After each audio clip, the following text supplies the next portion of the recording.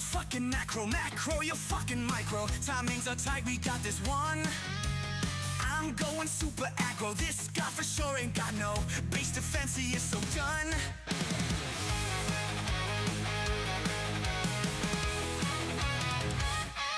To the face, play like a total ace, and this scrub back into the lobby.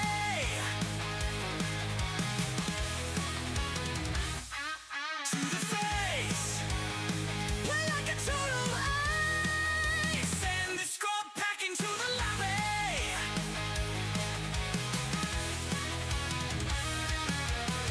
8 p.m. in overdrive, keeping all my shit alive. Gotta hockey up so you can get down.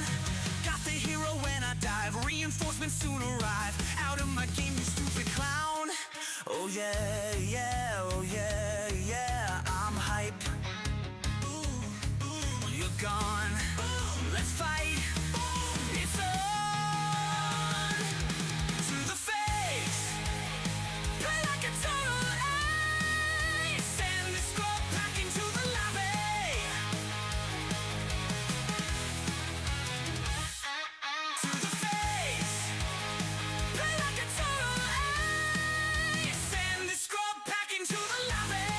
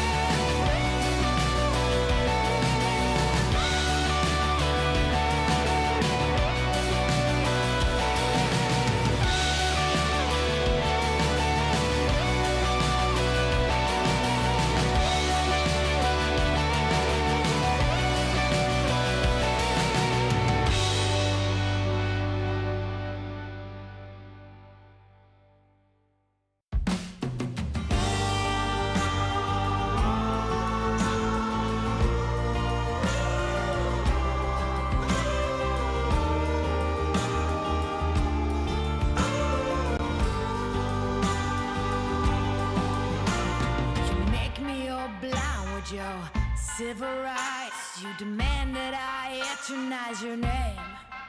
Walk ahead.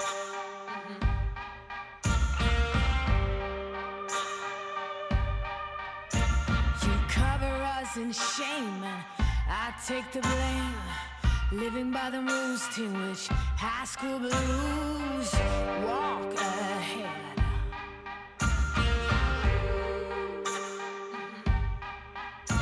Big cannons keep provoking.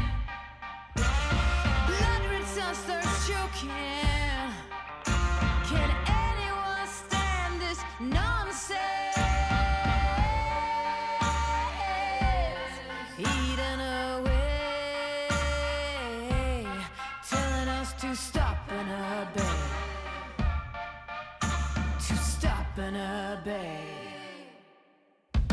Now rats can shine and jokers got silver lining and Holy Mary sings songs in the wet rain. Walk ahead.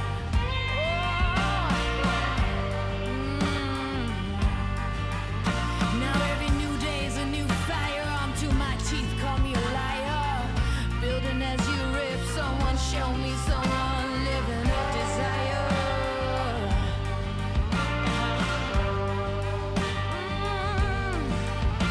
Big cannons keep provoking. Blood red sun starts choking. Can anyone stand this nonsense? Eaten away, telling us to stop and obey. To stop and obey. When this goes wrong, do you know? Do you know what you wish for? Ain't no stopping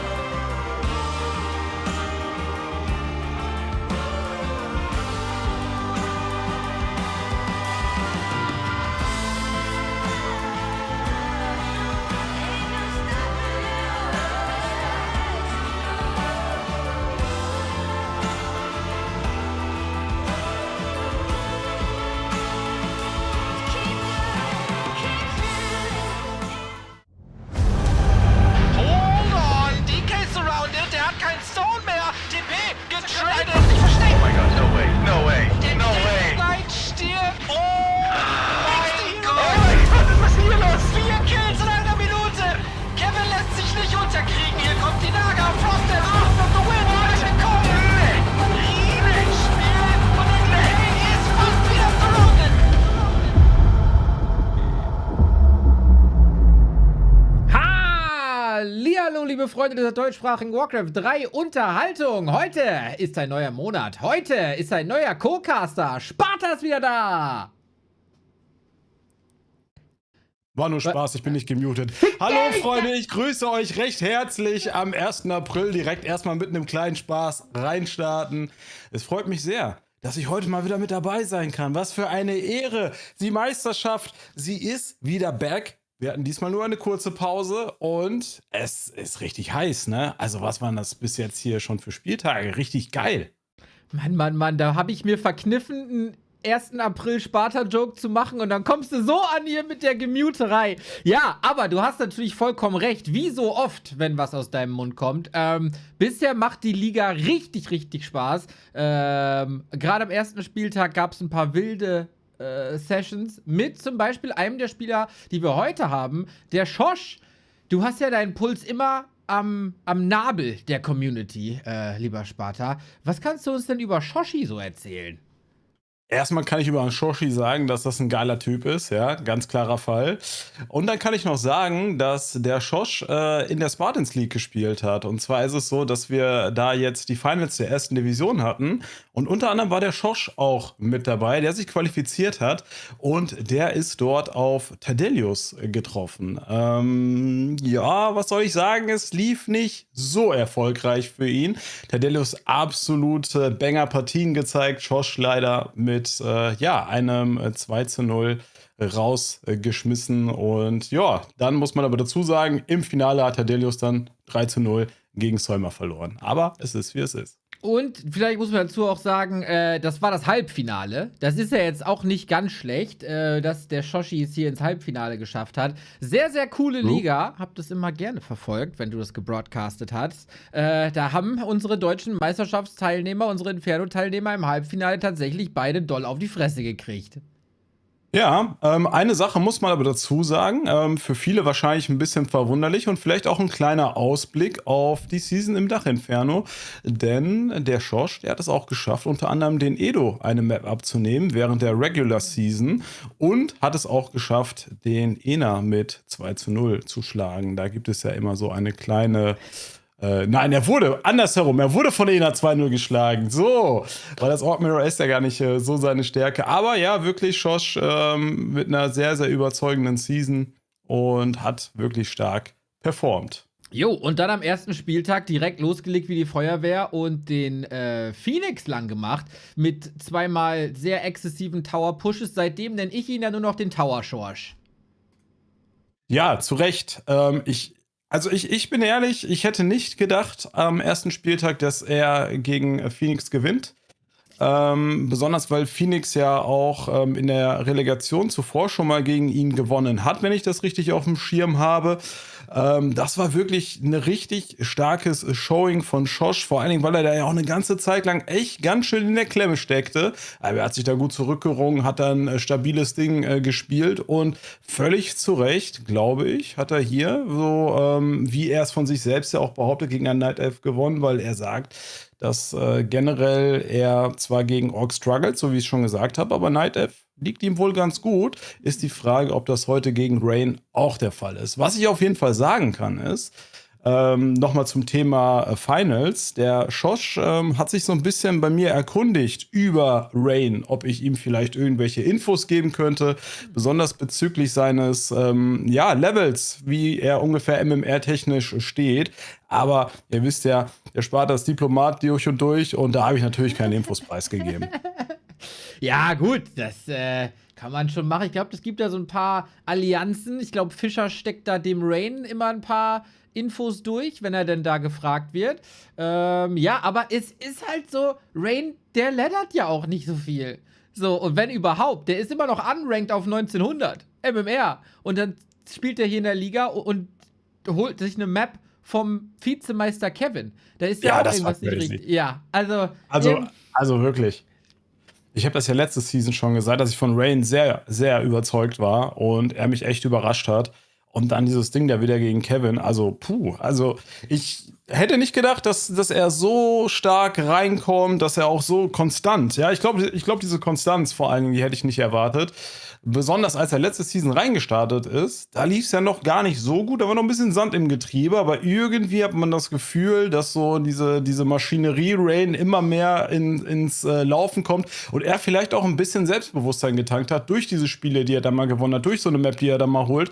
Und wenn man jetzt sieht, du hast es gesagt, Vizemeister, er kann da auf Augenhöhe performen, das ist auf jeden Fall ein Statement. Jo, und wurde, also ich sag mal, jetzt nicht nur durch Cheese bezwungen, aber da musste Kevin schon taktisch einiges auspacken, wenn es dann nur ums Micro geht, gerade in den ersten Minuten, da legt ReiGn richtig los. Er hat gesagt, am Montag, also diese Woche Montag hatte er ein super wichtiges Dota-Spiel. Junge, da haben die aber mal ganz doll kassiert, ich hab's mir angeguckt. Und danach ist er frei für Warcraft-Training. Dann bin ich mal gespannt, was da jetzt seit Montag passiert ist. Es ist natürlich, wir beide kennen Sparta, beide Spieler haben gut abgeliefert, aber einmal abliefern reicht nicht. Es geht hier um die Konstanz, um nach oben zu kommen, so wie wir beide im Streaming-Game das gemacht haben. So sieht's nämlich aus. Apropos wir beide. Mir ist da so ein bisschen was zu Ohren gekommen. Ne? Ich bin ja auch ganz untriebig und bin das ein oder andere Mal auch ganz gerne ja auf den Streams von Back to Warcraft. Und wie so häufig habe ich mal so zufällig eingeschaltet und da gab es so ein Gespräch mit so einem polnischen Caster, Soul8Man, genau.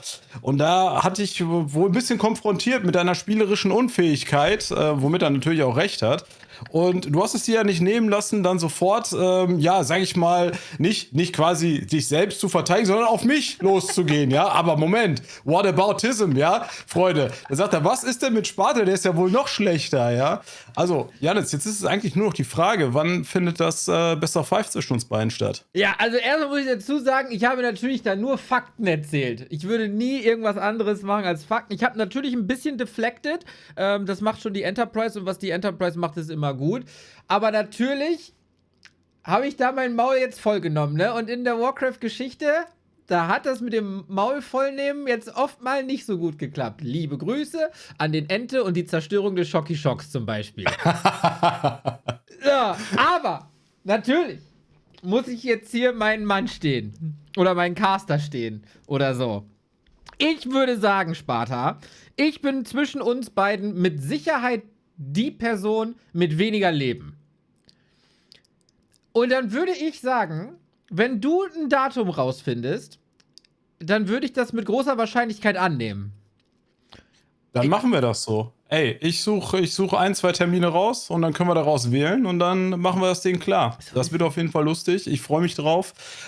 Geht ja immer hin und her, ne? Muss man fairerweise sagen, würde ich jetzt sagen, oh, eine easy Nummer, da wäre ja gelogen. Ist immer ein spaßiges Ding, deswegen hatte ich mich schon wieder drauf gefreut, dass es mal wieder Zeit wird, ja, so alle halbe Jahre. Da muss es ja mal so ein Best of 5 geben, damit auch einfach die Machtverhältnisse einfach klargestellt werden. Genau, dass ich dem Sparta sagen kann, dass ich die Macht habe und er in den Staub gehen soll. Aber ja, ich bin ready. Ich muss da noch mal gucken, wie dann die Build-Orders funktionieren und ob die Hotkeys noch aktuell sind. Aber ja, gegen dich reicht es halt. Geht mir genauso, übrigens. Das ist irgendwie seit dem WoW-Projekt ist das ganz schwierig mit Witze 3. Aber das ist natürlich die beste Motivation, da wieder reinzusteigen. Undead sind ja auch gerade nicht so ganz verkehrt unterwegs. True. So, dann schauen wir mal kurz auf die Tabelle, wo wir das auch geregelt haben, als ob der Janis hier sich vor irgendwas drücken würde. Nein, nein, nein. Tabelle, Kevin Schwem, Nummer 1. Das wird auch so bleiben, denn, das haben wir noch gar nicht gesagt, Leon hat die Wildcard gezogen, ein paar Stunden vor Anpfiff, hat er gesagt, Janis, meine Freundin überrascht mich hier wegen Geburtstag und so. Leon hat nämlich heute Geburtstag, herzlichen Glückwunsch, alter Mann. Alles Gute zum Geburtstag! Ja! Sieht gar nicht nach 34 aus, ey. Der altert irgendwie nicht, der Kerl. Aber seine Position, der wird sich dementsprechend natürlich heute nicht verbessern. Kevin kann, wenn alles gut läuft, diese Woche auf Platz 1 beenden. Dafür darf Schosch nur nicht 2-0 gewinnen. Da werden also heute ReiGn die Daumen gedrückt. Gestern haben wir schon gesehen, dass Phoenix ein bisschen geklettert ist vom unteren Platz in die Mitte. Mit 1-1 und 4 Punkten steht er da exakt auf dem Nicht-Abstiegsplatz. Und Teddy, der hat 2 Spiele nacheinander gemacht und beides mal ein bisschen kassiert. Da muss eine Aufholjagd gestartet werden im Hause Playing Ducks Tedstar. Ja, ich würde sagen, bisher kann man nicht von großen Überraschungen in der Tabelle sprechen. Wenn man jetzt vielleicht auf die Overall-Season guckt, vielleicht Schosch ein bisschen überraschend. Aktuell natürlich nach einem Spieltag auf dem 4. Platz. Da erwarte ich ihn ehrlich gesagt am Ende der Season nicht. Aber vielleicht belehrt er mich da ja eines Besseren. Ja, Teddy, ein bisschen, ja, enttäuschend, aber auch einen ziemlich schwierigen Start gehabt. Schwieriges Programm direkt zum Start. Gegen Phoenix, glaube ich, da wird er ein bisschen mit hadern. Da hätte er sicherlich gerne eine Map oder auch 2 geholt. Ja, aber ich denke, es ist Start der Season und da ist immer noch alles möglich. Und besonders bei Teddy wissen wir, der schafft es ja auch gerne mal, auch mal gegen einen Leon vielleicht mal eine Map zu holen oder vielleicht auch mal gegen einen Kevin eine Map zu holen. So Maps, die man vielleicht eher nicht von ihm erwarten würde. Jo, da ist auf jeden Fall, also diese Season habe ich mehr denn je das Gefühl, ich will nicht sagen, jeder kann jeden schlagen, aber wenn der Underdog einen guten Tag hat und der Favorit vielleicht einen halb guten Tag, dann sind da auf jeden Fall zumindest Maps drin. Und wir haben ja letzte Season gesehen, was eine Map für einen Unterschied machen kann. Und zwar den Unterschied zwischen Platz 4 und Finals und Platz 6 und damit Relegation. Also heißer Kampf hier im DACH-Inferno. Ihr seht schon, in unserer schönen Bauchbinde, die wir haben, die Spieler sind am Start. Map, Picks und Buns sind unterwegs. Ihr seht gerade live, was hier abgeht. Das hatten wir noch nie in der deutschsprachigen Liga. Voll geil. Anxiety, ne? Der hat das einfach mal so hingecodet. Das ist wirklich. So ein Riemen, sage ich. Ja, ja, definitiv. Kann man sich nur vorstellen. In einsamen, feuchten Nächten. Während die Jungs noch ein bisschen unterwegs sind, schmeiß ich euch mal rein in die Statements. Sparta sagt, er erwartet Shoshi nicht ganz oben, also zumindest nicht auf Platz 4 am Ende der Season. Was denkt denn Shosh vom Match heute gegen ReiGn? Ja, einen wunderschönen guten Abend. Hier ist wieder euer Shosh im TikTok-Format. Heute muss ich gegen ReiGn ran. Ist ja ein Battlenet-Spieler, das heißt, ich konnte wenig Replays finden auf W3 Champions. Kann jetzt auch nicht einschätzen, wie viel MMR er hat. Ich weiß nur, dass er Nachtelf spielt und ziemlich standardmäßig. Ich glaube, das liegt mir gut. Gegen Kiba tue ich mir schwerer, sage ich mal. Da hat der Gegner mehr Möglichkeiten mit Fast-Exe oder Mass-Hans oder AP-Push oder sonstiges. So weiß ich eher, was kommt und ja, bin mal gespannt. Er ist ein guter Spieler, was ich so gesehen habe, souveränes Micro. Bin aber natürlich trotzdem davon überzeugt, dass ich heute gewinnen werde. Ist auch eins der Spiele, die ich auf jeden Fall gewinnen möchte in der Liga, bei so vielen guten Spielen und auch gewinnen kann. Und ja, lassen wir uns mal überraschen. Okay, also durchaus confident der Herr. Ist sich ein bisschen unsicher, wo die Reise hingeht bei ReiGn, aber natürlich sind die Aufnahmen vom letzten Spieltag da. Sagt aber, das ist ein Match, was ich gewinnen muss und ich denke, da hat der Shosh vollkommen recht mit dem, was er sagt. Ja, safe. Also wenn er wirklich auf die ersten 4 Plätze schielt, dann wird ReiGn definitiv auch einer, ich glaube, in dieser 4er, 5er Range sein, der ihm erstens gefährlich werden kann, aber auch zweitens jemand ist, den er eigentlich, wo er punkten muss. Ja, er muss da eigentlich punkten, wenn er wirklich oben angreifen will. Wenn er heute schon so ein bisschen die ersten Punkte dort liegen lassen könnte. Es wird sicherlich nicht leichter werden über die Season. Ja, aber so wie er es schon sagt, eigentlich muss er da punkten, aber wird schwierig. Okay, ich sehe schon. Bei dir sind die Favoritenrollen ganz klar verteilt. Ich bin mir hier gar nicht sicher. Für mich ist das eine ganz große 50-50-Angelegenheit. Also müssen wir da jetzt noch jemanden ins Boot holen, der seinen eigenen Senf dazu gibt. Und das ist natürlich der gute Playing Ducks ReiGn. So, heute Abend geht's gegen Shosh. Shosh konnte im ersten Game schon zeigen, dass er gegen Phoenix richtig gut aussah, gegen Nightelf. Er hat zwar ein bisschen Cheese hier und da gespielt. Ich glaube, wir hatten das Vergnügen letztes Jahr ungefähr zur Relegation, wo ich mich qualifizieren konnte. Da konnte ich mich mit 2-2 durchsetzen und daher bin ich auch guter Dinge, dass es diesmal auch wieder gut laufen wird. Orc war schon immer mein bestes Matchup. Mal schauen. Ich bin leider seit 10 Tagen ein bisschen angeschlagen. Die Nase ist komplett zu. Mein Hals ist etwas schwierig aktuell. Aber das geht schon irgendwie. Josh, wir sehen uns und heute werden die Orks geschlachtet. Sorry. Oh, Sparta, es ist Ansagenzeit. Heute werden die Orks geschlachtet. Sorry. Ja, crazy. Also ich find's gut. Ich find's gut, wenn da so ein bisschen Feuer drin ist. Was man bei ReiGn auf jeden Fall gesehen hat, das schöne Wetter heute genossen. Das find ich gut. Ist auf jeden Fall stilecht.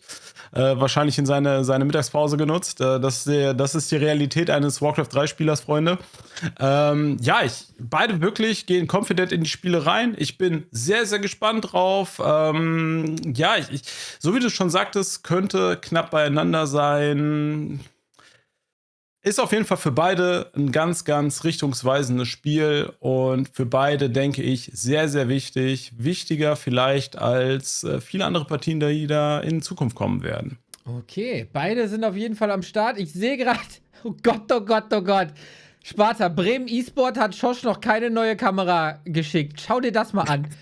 Das ist noch schlimmer als letzte Woche. Ah, geil. Es ist auf jeden Fall jetzt Ork-Rot, aber ganz viel Regenbogen ist auch dabei. Also ich habe das Gefühl, Shosh guckt mir direkt in die Seele, wenn ich das sehe. Junge, Junge, Junge. Also man sieht schon, feiner junger Mann, aber versteckt hinter ganz wenigen Pixeln und ganz viel komische Farbe. Ich glaube, die Kamera lasse ich heute mal weg. Oh, wei, oh, wei, oh, wei. Geil. Ja, ein bisschen Spaß muss sein. Dafür bei ReiGn Top-Qualität. Der sagt, er ist gerade noch eine Sekunde weg. Game ist offen, lieber Herr Sparta. Da kann ich gucke. Ich sehe ganz viele illustre Namen, ganz viele aus dem Rocket Beans Kosmos hier. Wundervoll, wundervoll. Hallo, Herr Nase, es ist sehr schön, dass Sie hier sind. Er möchte angesprochen werden, weil er ein Sub ist, weil er eigentlich, ich glaube, Geschenk gekriegt hat oder so. Ach so, hallo Nase, schön, dass du da bist. So ist es. So weit würde ich jetzt nicht gehen, aber gut, muss man halt mit oben, ne? Ja, das ist auch richtig. So, dann warten wir noch auf ReiGn, der ist sofort da und dann kann es hier losgehen im einzigen Spiel des heutigen Abends, aber okay, ready. Habt Spaß, Freunde. 3, 2, 1. Während wir hier reinladen. Division 2, Freunde. Auf geht's, auf geht's, auf geht's. Wir brauchen mehr Spiele, wir brauchen mehr Community-Member, die zocken. Aktiv, Ausrufezeichen Div2. Da kann man zum Beispiel in die erste Division aufsteigen. Da kann man ganz viel Spaß haben. Anmelden ist angesagt. Und wenn ihr euch nicht anmeldet, dann bin ich sauer. Und Sparta auch. Da bin ich richtig sauer. Und wenn ihr dann noch nach Krefeld kommt oder nicht, obwohl, ne, das ist ja jetzt kontraproduktiv. Kommt nach Krefeld, ja. Janis ist da und viel wichtiger, ich bin auch da. So nämlich. Ja, da sind die Rollen auf jeden Fall klar verteilt. Sparta wird euch auf seinen muskulären Armen durch das Venue tragen, hat er gesagt. So mache ich das, ja. Versprochen. So. Dann werde ich jetzt hier die Kameras sortieren und Sparta, du erzählst uns mal, was hier im ersten Game los ist. ReiGn gegen Shosh, Best of 3, let's go!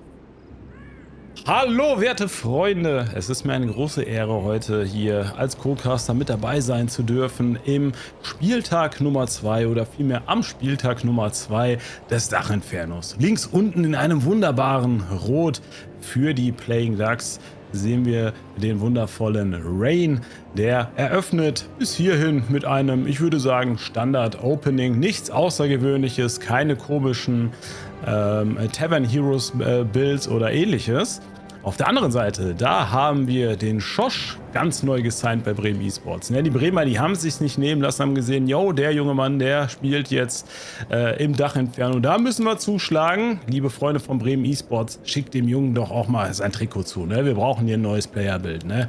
Damit ihr einfach da mal Bescheid wisst, da mal ein bisschen aufs Gas drücken. Wir sehen auf jeden Fall als allererstes bei Shosh einen Blade Master. Das überrascht mich nicht. Denn Shosh spielt sehr, sehr gerne Blade Master, ist stark mit dem Blade Master und der Blade Master ist natürlich auch exzellent gegen Night Elf. Insbesondere, falls da ein Keeper gespielt werden sollte. Davon gehe ich allerdings nicht aus, denn in der Regel spielt ReiGn Demon Hunter. So, und der ist es auch diesmal. Jo, ich hätte hier auch nichts anderes erwartet. Es ist das 3. Mal am heutigen Spieltag, an Spieltag 2, dass wir dieses Matchup sehen. Und wir haben da einige Variationen geboten bekommen. Von Instant Dorani Special Ancient of Wars in Gegnerbase bis Keeper. Jetzt Demon Hunter. Dieses Spiel sehr, sehr vielfältig. Shosh rennt direkt rüber mit dem Blade Master. Also hier zwei Spieler, die sich nicht davor scheuen, sich ein bisschen aufs Maul zu hauen. Ja, und das ist ja geil. Das sind ja die Spiele, die Spaß machen, ne?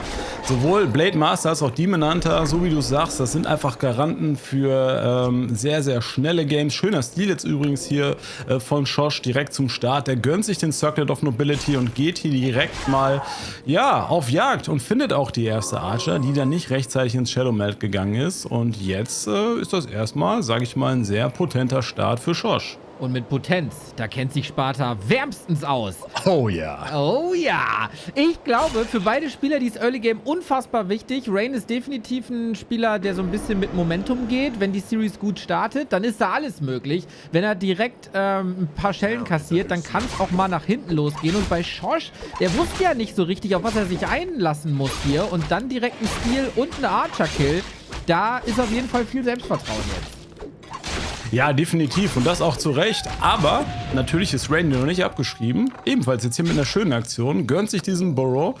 Das gibt erstmal eine kleine Bremsung. Aber wir sehen, Shosh hat sofort reagiert, noch einen weiteren Burrow gesetzt. Und es hindert ihn noch nicht daran, hier den ersten Grunt zu setzen. Denn noch ist er bei 21 Supply. Da ist also noch ein bisschen Luft. Also schöne Prophylaxe, die hier getroffen wurde von Shosh. Und ja, beide haben jetzt hier so ein kleines Momentum, kleine Aktion gehabt. Ich würde sagen, das ist bis hierhin noch recht ausgeglichen. So ist es. Also ganz das Meta. Und ich glaube, wenn Sachen Meta gespielt werden, so vielleicht auch wie sie vor 10 Jahren gespielt wurden, dann spielt das ReiGn so ein bisschen in die Karten rein. Weil er, glaube ich, so den ganzen großen Cheese, der so gerade in der europäischen Ladder gespielt wird, nicht unbedingt kennt und nicht weiß, wie man es kontert. Aber das, was damals in der ESL Pro Series gespielt wird, das kennt er noch aus seiner Westentasche. Ja, safe. Und Schosch hat es ja selber in seinem Statement gesagt eigentlich, dass er damit rechnet, dass hier Meta gespielt wird. Hätte man ja eigentlich denken können, weil er sagt, er konnte sich jetzt nicht so super vorbereiten, dass er vielleicht irgendwie was vorbereitet hat. Aber ich glaube auch Schosch ist im Prinzip jemand, der mit seinem Standardstil einfach am besten performt. Und ich bin auch selber davon überzeugt, dass man immer sich selber auf seine eigenen Stärken verlassen sollte und vielleicht nicht so sehr auf die Schwäche des Gegners pochen sollte. Beide Spieler jetzt auf jeden Fall erstmal ein bisschen Creep-Heavy unterwegs. Beide sind jetzt auf dem Weg zu Level 3 oder wollen das zumindest jetzt in Angriff nehmen. Und ja, bis hierhin nichts Außergewöhnliches. Jo, und das, also, weiß ich gar nicht. Schosch, der hat ja schon am ersten Spieltag gezeigt, dass er durchaus für Cheese zu haben ist mit Tower Pushes und auch in so Ladder-Games, die ich mir mal angeguckt habe, kann ich höchstens empfehlen, übrigens, sehr unterhaltsam, sind da durchaus mal Tower oder eine Warmill in der Gegnerbase. Schosch ist keiner, der vor verrückten Strategien zurückschreckt. Aber vielleicht ist das gerade mal so, den großen Onkel ins Wasser halten, um mal die Temperatur zu fühlen. Ja, heute geht es auf jeden Fall viel um große Onkels und Riemen, das finde ich gut. Wir haben auf jeden Fall jetzt den Shadowhunter als Second Hero und der kommt genau zur richtigen Zeit, denn jetzt gibt es hier gerade den Chase von ReiGn und der möchte jetzt hier mal ein bisschen Stress rausnehmen und vielleicht mal ein B3 rausnehmen, denn 2, da sagt er, das ist 1 zu viel, vielleicht können wir zumindest dieses zweite canceln. Das Einzige, was jetzt hier gerade aber gecancelt wird, ist dieser Push und das ist richtig viel Schaden. Schöner Deny jetzt, das hat er gut gemacht, aber trotzdem schmerzhaft, viel Zeit investiert, um hier hochzukommen und das Outcome sind 2 tote Archer. Jo, levelmäßig sieht das ganz gut aus. Shadowhunter kommt auch gut rein. Sehr aggressiv von ReiGn, wie man es so kennt. Wer seine Games gesehen hat, der weiß, am Anfang wird sich auf den Demon Hunter verlassen und dann mal gucken, wie viel Schaden man damit so machen kann. Er hat vielleicht einen Archer verloren. Sparta aber hat wichtige Informationen sich geholt. 2-mal B3 heißt ganz viele Raider. Und dann entweder erwartet Schosch hier unfassbar viele Dryaden oder will auf Base Race gehen. Für beides sollte ReiGn auf jeden Fall gewappnet sein. Eine Frage ist übrigens unbeantwortet, ne? Ich glaube, es interessiert auch viele Zuschauer. ReiGn spielt ja Dota, ne? Jo. Weißt du, welche Rolle er spielt? Oh, da habe ich den Cast von Being Esports Benny am Montag gehört. Und glaubst du, ich habe da aufgepasst? Ne, scheinbar nicht. Nee, er hat einen Treant Protector gespielt, den AP. Wenn das jemand was sagt, kann er jetzt gerne sagen, welche Rolle das ist. Ich glaube, ich würde tippen Position 4 oder so. Also eine Position zwischen 1 und 5. Okay, das ist sehr aufschlussreich. Danke dafür. Gerne. Gute Insights jetzt hier ins Dota-Game auf jeden Fall. Und da sieht man, dass Jannis im Prinzip eigentlich nur einmal damit flexen wollte, dass er da reingeguckt hat und wusste, dass er gespielt hat. Aber ja, ich war busy mit Cheeren. Ich habe ReiGn richtig angefeuert da, hat nichts gebracht.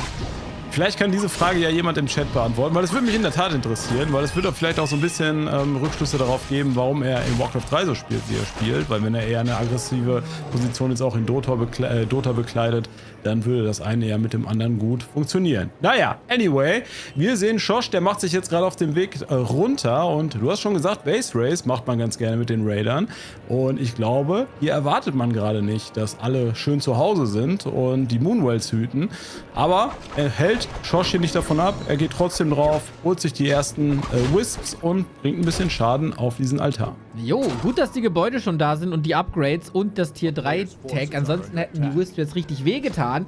Die Wisps, die jetzt gefallen sind, können natürlich nicht mit in den Fight gebracht werden, aber wenn keine Caster gespielt werden, dann ist das eh nicht so wichtig. Ich glaube, ReiGn mit dieser sehr atypischen defensiven Haltung hat hier alles richtig gemacht. Der Keeper, also wenn die Raider nach vorne laufen, kann der Keeper entangeln, dann kann die Dryade da slowen und dann fallen die Raider, wie die fliegen und das will Schosch natürlich vermeiden. Ja, das ist richtig. Trotzdem würde ich sagen, er müsste jetzt langsam mal zuschauen, dass er den Demon Hunter so ein bisschen ja, auf Level bekommt. denn wir haben Level 2, Level 1 jetzt noch bei ReiGn gegen Level 3, Level 2. Er muss ein bisschen aufpassen, dass ihm da die Helden nicht zu sehr außer Kontrolle geraten und er da ein bisschen aufschließen kann. Scheint es jetzt auch auf dem Weg in die Mitte zu machen und dann dementsprechend hier so ein bisschen sich wahrscheinlich eins der Middle-Spots zu holen. Das Mercenary Camp ist schon gecleared, das ist ihm scheinbar zu heiß. Da gibt es erstmal die Mine. Übrigens, er ist Offlaner, wird hier gerade geschrieben. Ja, was heißt das, Sparta? Offlane, das sind die im Jungle sind, soweit ich weiß. Ne, Offlane sind die Außen. Ne? Es gibt einmal Midlane, das sind die Mitte. Das ist der wichtigste Part, so. Zumindest die Leute, die spielen, denken immer, sie wären der wichtigste Part. Und Offlane sind die Außenflügel. Und dann gibt es noch einen auf dem Jungle oder zwei im Jungle. So genau kenne ich mich mit Dota auch nicht aus. Aber hier sagt der Lead Terror sagt auch 4 bis 5. Also flexibel, der Mann. War ich gar nicht so verkehrt. Und wenn er im Jungle ist, dann habe ich ja mit dem Baum auch was Richtiges gesagt. Gut geraten auf jeden Fall. Ja. Jetzt gibt es einen Red Spot für Shosh. Wir wissen natürlich, ein Blade Master skaliert immer sehr, sehr gut, wenn der dicke Items hat. Shosh hat sich auch Critical Strike 2 geholt statt Windwalk 2, will also ReiGn hier gar nicht so verfolgen. Und da hat er sich vielleicht keinen großen Gefallen getan, weil während Shosh rechts ist ReiGn in der Mitte mit einem sehr gut ausgestatteten Demon Hunter mit den Boots of Kel'Thalas, also auch noch sehr viel Tankiness und Schaden jetzt drauf. Und da werden doch vielleicht die ein oder anderen Raider noch abgefangen. Nee, noch nicht. Wäre eine Chance gewesen. Ja, auf jeden Fall hat er jetzt hier aufgeschlossen. Leveltechnisch sehr, sehr schnell da dieses Gap geschlossen. Und jo, jetzt ist Shosh hier in einer sehr guten Position, holt sich da gerade einfach mal einen Druiden raus, denn er chased runter. TP wird sofort investiert von ReiGn und Shosh sieht zu, dass er wegkommt, möchte natürlich nicht in den Tangle reinlaufen. Jetzt kommt er erst in den Tangle, so wie du es eben schon gesagt hast. Genau diese Situation, die Shosh nicht haben will. Und wenn das jetzt hier 2 Kills sind, dann ist das wirklich sehr juicy und das sind 2 Kills. Das tut Shosh richtig weh. Jo, und das soll jetzt das Spielchen sein, ne? Shosh immer wieder drauf auf die Base mit Raidern, versuchen so viel Gebäudeschaden wie möglich zu machen. Hat auch schon Pillage erforscht, sehr gut. Und Tobi, ReiGn, muss dann irgendwie immer versuchen, dagegen, so effizient wie möglich gegenzuarbeiten. Idealerweise ohne TP, aber trotzdem will man noch aktiv auf der Map sein, um nicht zu viele Scrolls und Items und XP zu verpassen. Das läuft bisher gut. Die Boots of Kel'Thalas müssen auf den Demon Hunter. Das sollte ein Dota-Spieler wissen, dass die Stats da geboostet werden müssen. Und der Shosh, der taggt auf Tier 3. Interessant, ob das nicht vielleicht der ein oder andere Taure werden soll, weil das Totem wäre zumindest da. Er ist jetzt hier so ein bisschen am Struggeln gegen die Dryads natürlich, die immer wieder ein schönes Binding natürlich auch haben und sollte sich jetzt davor hüten, zu nah immer wieder an diese Army von ReiGn ranzugehen, denn das kostet ihn jedes Mal eine Einheit und der Keeper, der verkürzt jetzt hier nochmal den Weg, pocht darauf, dass er sich wahrscheinlich jetzt noch diesen Berserker holt. Ja, nein, es gibt tatsächlich den Tangle auf den Hero, wundert mich ein bisschen, wird wahrscheinlich keinen Kill da landen können, aber er bleibt dran. Also doch, ja, könnte doch vielleicht gefährlich werden. Oh boy. Okay, ich habe nichts gesagt. Der wird fallen, der SH geht down und das ist natürlich grande Katastrophe für Shosh. Jo, da holt der Sparta das Französisch raus. So soll es sein. Ein paar Freebies gibt es hier wahrscheinlich trotzdem noch mit den Bären, aber das ist noch keine Fighting Army von Shosh. Der hat einen TP, hat da ein bisschen gezögert mit. Ich hätte auch mit dem Berserker gerechnet tatsächlich, aber ReiGn hat die Situation viel besser analysiert, als wir beide zusammen das nur annähern könnten und sich einfach beides geholt in anderer Reihenfolge und das waren riesige Kills für ReiGn. Ja, absolut. Also der hat es jetzt wirklich geschafft, hier innerhalb der letzten 3-4 Minuten das Game komplett auf seine Seite zu ziehen. Wirklich sehr, sehr starke Leistung. Ich glaube, er ist auch ein bisschen verschuldet von Shosh, der sich da so ein bisschen zu sehr auf dieses Spielchen eingelassen hat. Ein bisschen zu sehr auf dieses Kiting-Game gegen Dryads und Entangle ist natürlich schwierig zu spielen. Jetzt kommt es ja auch wieder zu der Situation, wo ReiGn einen richtigen Riecher hat und wieder anschließen kann. Das sind viele angeschlagene Einheiten. Also ich glaube, Shosh ist hier in ernsthaften Problemen. Ich denke auch, das ist gar nicht gut. Ohne Speedscroll, ohne TP. Wenn er jetzt Emulation anmacht, ist es ein easy Doppelkill. Na, denkt er dran? Denkt er dran? Schalt an das Ding, mach die Heizung an. Ah, gut, dann nicht. Bisschen Gnade vor Recht wird er gehen lassen. Die Kodo ist aber auch for free. Junge, Junge, so wild und gut wie das für Shosh lief am Spieltag 1, so ein Desaster ist es hier gerade. Der Shadowhunter, der ist doch gerade erst wieder da. Tobi? Hey. Eieieiei, Riesenchance für einen Surround. Kriegt die Tür nicht zu, aber dafür hat man ja einen Tangle, ne? Ja, so sieht's aus. Also Night Elves, die surrounden, das gibt's ja auch nur in Märchenbüchern. Und von daher, ja, setzt er ihn hier gut unter Druck. Man kann jetzt zumindest mal eine Dryad auf Seiten von Shosh holen. Aber wir stehen jetzt hier mittlerweile mit 49 zu 34 Supply, also 15 Supply Disadvantage hier für den Ork. Das ist wirklich sehr, sehr schwierig für Shosh und ich glaube, jetzt ist es nur noch eine Frage der Zeit.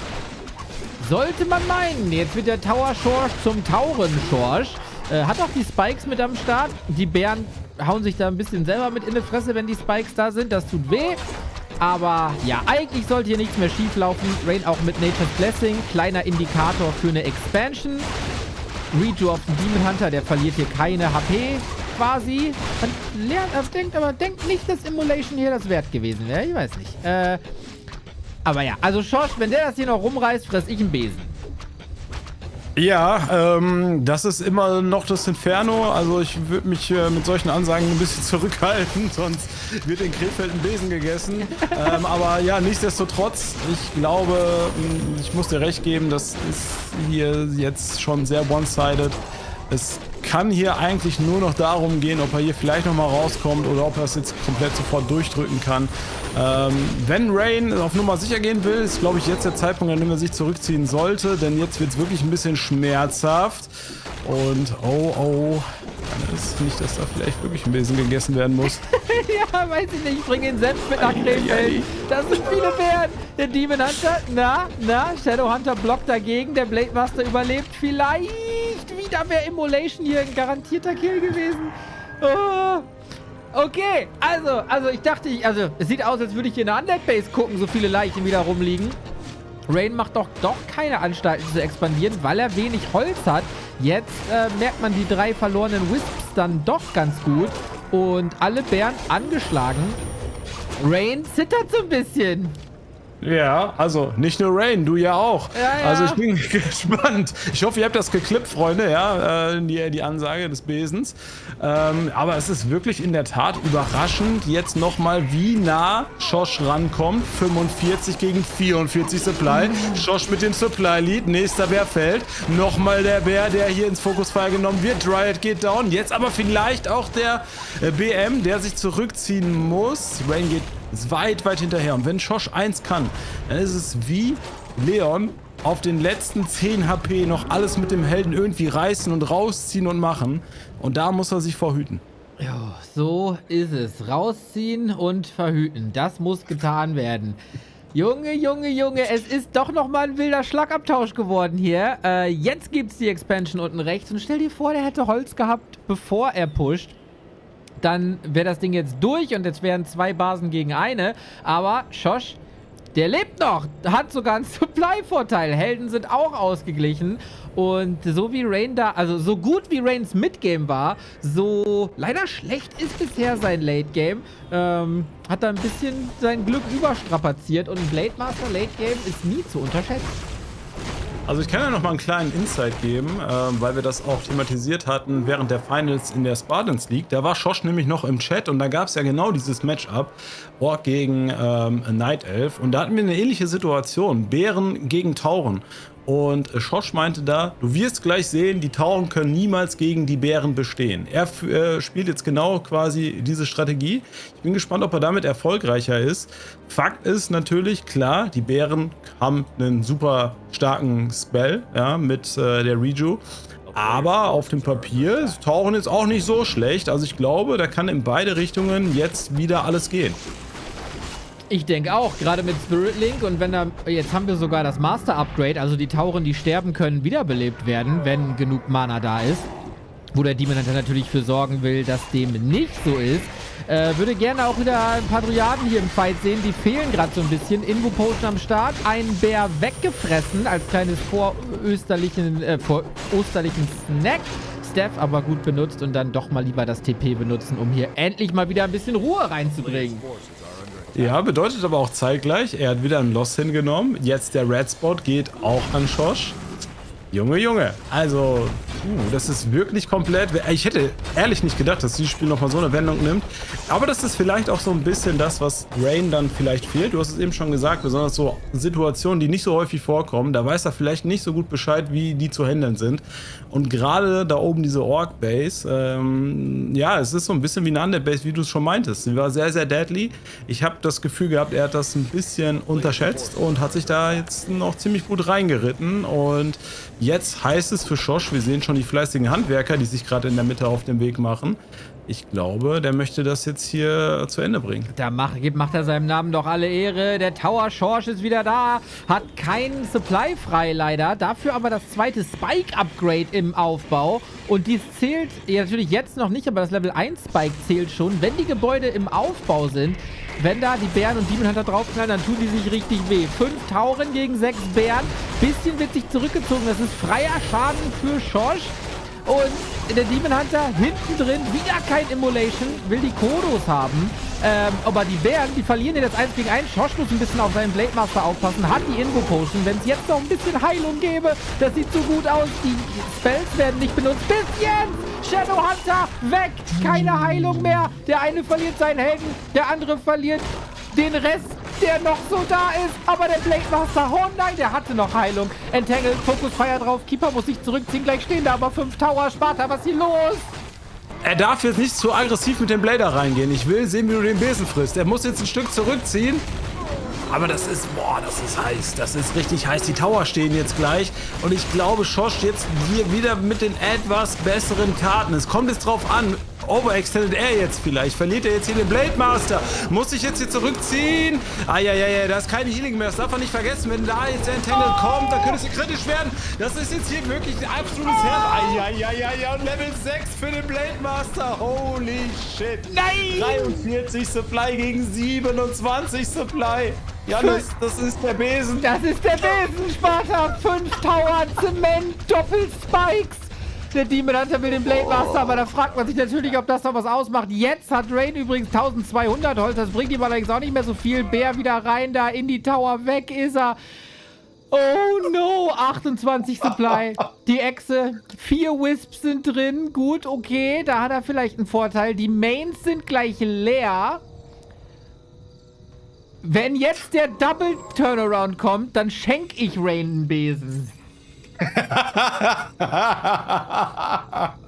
Junge, was für ein Feuer in diesem Spiel. Jetzt rennt Schosch da rein, denied sich seine eigene Heilung. Er sollte ein bisschen vorsichtiger sein, damit sein Blade Master, er ist auf Level 6, den jetzt hier irgendwo zu verlieren, das wäre sehr, sehr tödlich. Aber ich glaube, er möchte sich jetzt runter zu seinen Türmen retten, um die da für sich arbeiten zu lassen.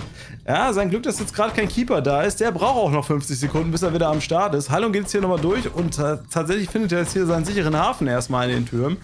Ja, es ist jetzt, es wird intensiv. Jo, oh, Bladestorm, rein da auf Altar und Lorn. Wenn der Altar fällt, dann kommt der Keeper nicht wieder. Dann hat man keine Kontrolle über diesen Blade Master. Schönes Ding. Ich glaub es nicht. Ich glaub das alles nicht. Shadow Hunter wieder am Start. Demon Hunter nur Level 4. Und ich glaube, die einzige Win-Condition, die ReiGn da noch gerochen hat, ist auch weg. Tauren zerkloppen den Tree of Eternity.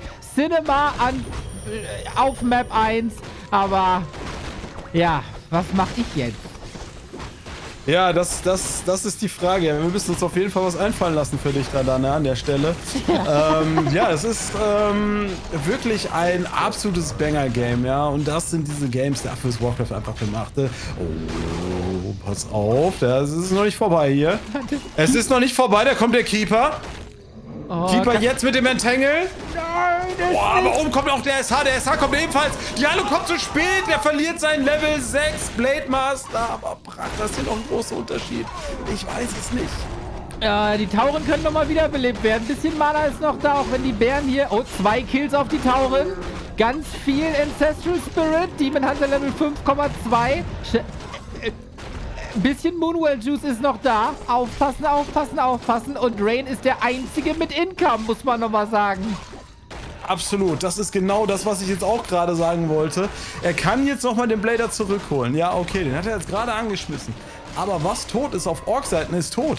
Er darf eigentlich jetzt da nicht so drin stehen bleiben. Prinzipiell müsste er jetzt an die Türme zurück irgendwie drauf hoffen, dass der Blader zurückkommt. Und ich habe gerade irgendwie das Gefühl, dass das mit dem Besen doch nichts wird. Ist das hier ein April-Scherz vielleicht? Der Bär einfach auch rein in die Tower, macht gar nichts, tradet das Ganze durch den Last-Hit Ancient of Lore. Double Hero, Double Bear gegen 5 Tower, Shadowhunter, 2 Walker. Und Long Distance Mining von Josh jetzt. Hier wird nichts aufgegeben, bis die letzte Unit noch nicht tot ist. Ja, das nenne ich Fighting Spirit. Ey, das ist crazy. 28 gegen 29 Supply. Blader immer noch nicht wieder da. Der hat auch noch eine Minute, bis er wieder da ist. Und das ist so viel Schaden, den ReiGn jetzt anrichten kann in der Zwischenzeit. Und das Mana ist wieder am Start. Also, das ist jetzt... Und das ist das GG. Oh mein Gott, ReiGn holt das Ding und ich muss keinen Besen essen. Danke, Tobi, du Late Game Gott. Demon Hunter regelt, Income regelt. Und da muss er selber so schmunzeln, dass er sich die Map geholt hat. Junge, also schon alleine für diese Map hier hat sich heute schon gelohnt, hier einzuschalten, Freunde. Das war ja einfach Peak Warcraft, ja. Und das ist halt auch das, was am DACH INFERNO einfach so geil ist, ja. Das ist klar, wir haben hier sehr, sehr starke Spieler, aber wir haben halt keine Fulltime-Profis und das macht es einfach so charmant. Man kann sich in diese Situation auch ein Stück weit selbst reinfühlen, ja, weil man kennt es einfach und dann geht's wieder zurück. Also hätte ich niemals kommen sehen. Ich hätte erstens niemals kommen sehen, dass Josh sich aus diesem Würgegriff wieder befreit. Und ich hätte es niemals kommen sehen, dass sich dann hinterher ReiGn aus dem anderen Würgegriff, der sogar noch mit dem Stachelhalsband ausgeführt wurde, ja, quasi wieder befreien kann. Wirklich, was für ein intensives Spiel. Mega geil. Ist unglaublich. Unglaublich. Beide auch in der Lobby. Was ist hier los? Was ist hier los? Warum verliere ich meinen Blade so blöd? Ja, danke, dass du in die Base reingelaufen bist, was ich 10 Minuten bei dir gemacht habe. Jo, also... Oh Mann, ey, ist das unnormal. Nun gut, Freunde, es steht 1-0 für ReiGn. Die Punkte sind da. Freunde, wir sind ready, wenn ihr seid. Nochmal so, bitte. Oh, wei, oh wei, oh wei, oh wei. ReiGn hat noch kein Go gegeben, aber ansonsten sind wir hier ready. Ja, go, absolut. Go. 3, 2, 1. Piu! Jo! Runde 2 war. Ja, bin mal gespannt, was sie jetzt hier für Überraschungen für uns auf dem Plan haben, ja. Wenn es so weitergeht, dann wird's hier auf jeden Fall richtig geil. Das kurz vor Ostern, da kriegen wir auf jeden Fall ein paar Eier ins Nest gelegt hier. Ich bedanke mich bei allen Supportern dieses Streams, die hier reinkommen und es sind ein paar zahlreiche Leute. LeCrest Fallen mit den 3 Euro. Hey Neo, ich habe gehört, Sparta macht Liegestütze für jeden Sub und jene Dono auf deinem Channel. Kriegen wir 200 Liegestütze hin in diesem Stream. Sehr guter Vorschlag. Fallen, das machen wir genau so, machen wir das. Dann Werewolf King, 4K4, Evil Asian, Fuzzlefu und Colin. Danke euch. Puh.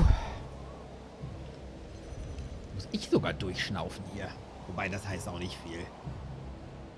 Ja, true. Was für ein Spiel, diese Map Nummer 1. So kann es doch gerne weitergehen. Wir befinden uns jetzt auf einer wunderschönen Map, die ebenfalls, glaube ich, wenn man darauf schaut, wie die beiden Spieler spielen, wieder für sehr viel Action sorgen wird. Denn es ist Springtime und Springtime ist eine Map, die besonders durch das Brawling auffällt. Ich habe ja eben gesagt, viel Action, schnelle Helden. Aber wenn man da in die Mainbase vom Josh reinguckt, da sehen wir jemanden, der ist eher, ja, nicht so schnell unterwegs, das ist der Shadowhunter. Jo, der Schorsch, der kann das. Der mag nämlich seine Tower ganz gerne. Mit Serpent Wards und Naga wäre mein Tipp. Könnte auch mit Hex ganz gut den Demon Hunter kontrollieren, zumindest für eine kleine Weile.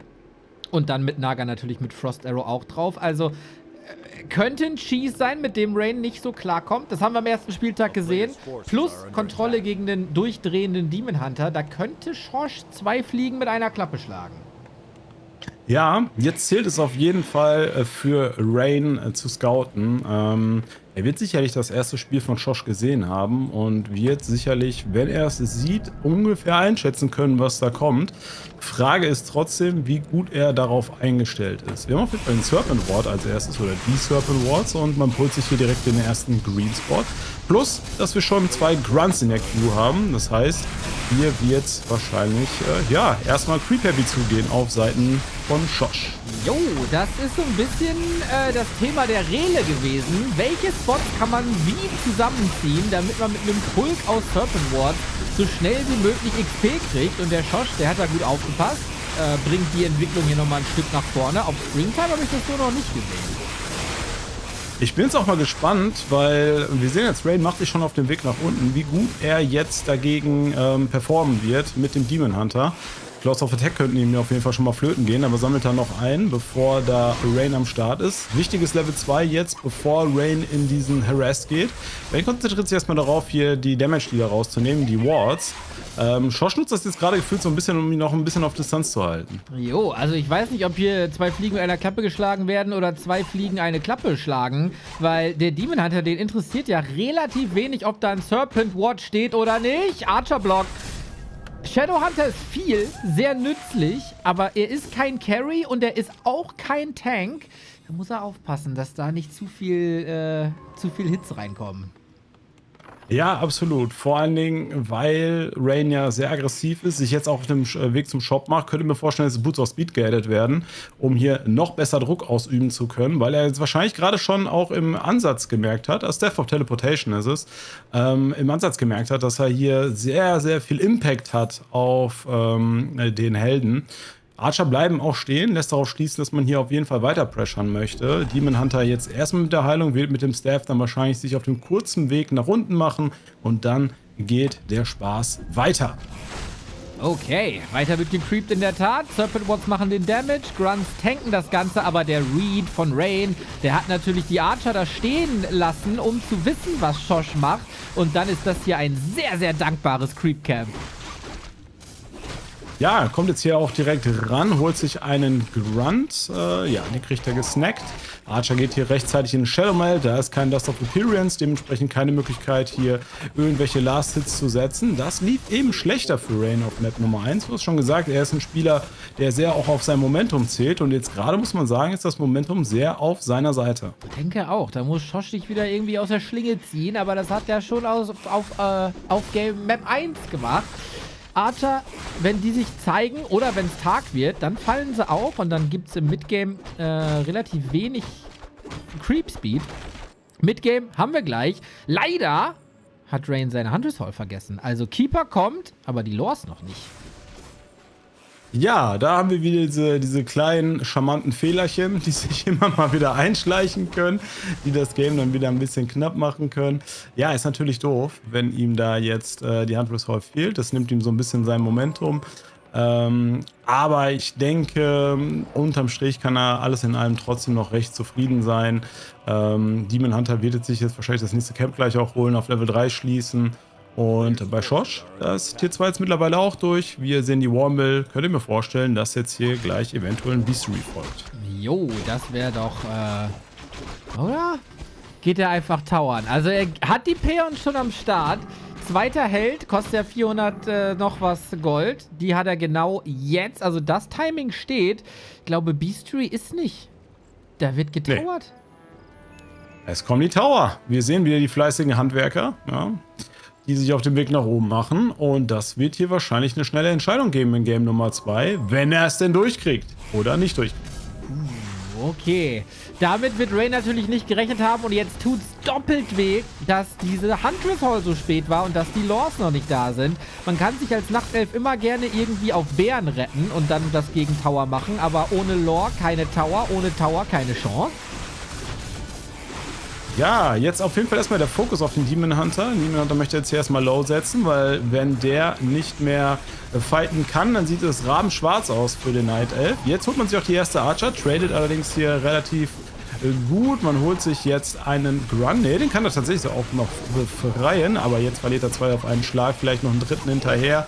Ersten Tower stehen jetzt oben an der Huntress Hall. Und das ist bis hierhin ziemlich offener Schlagabtausch.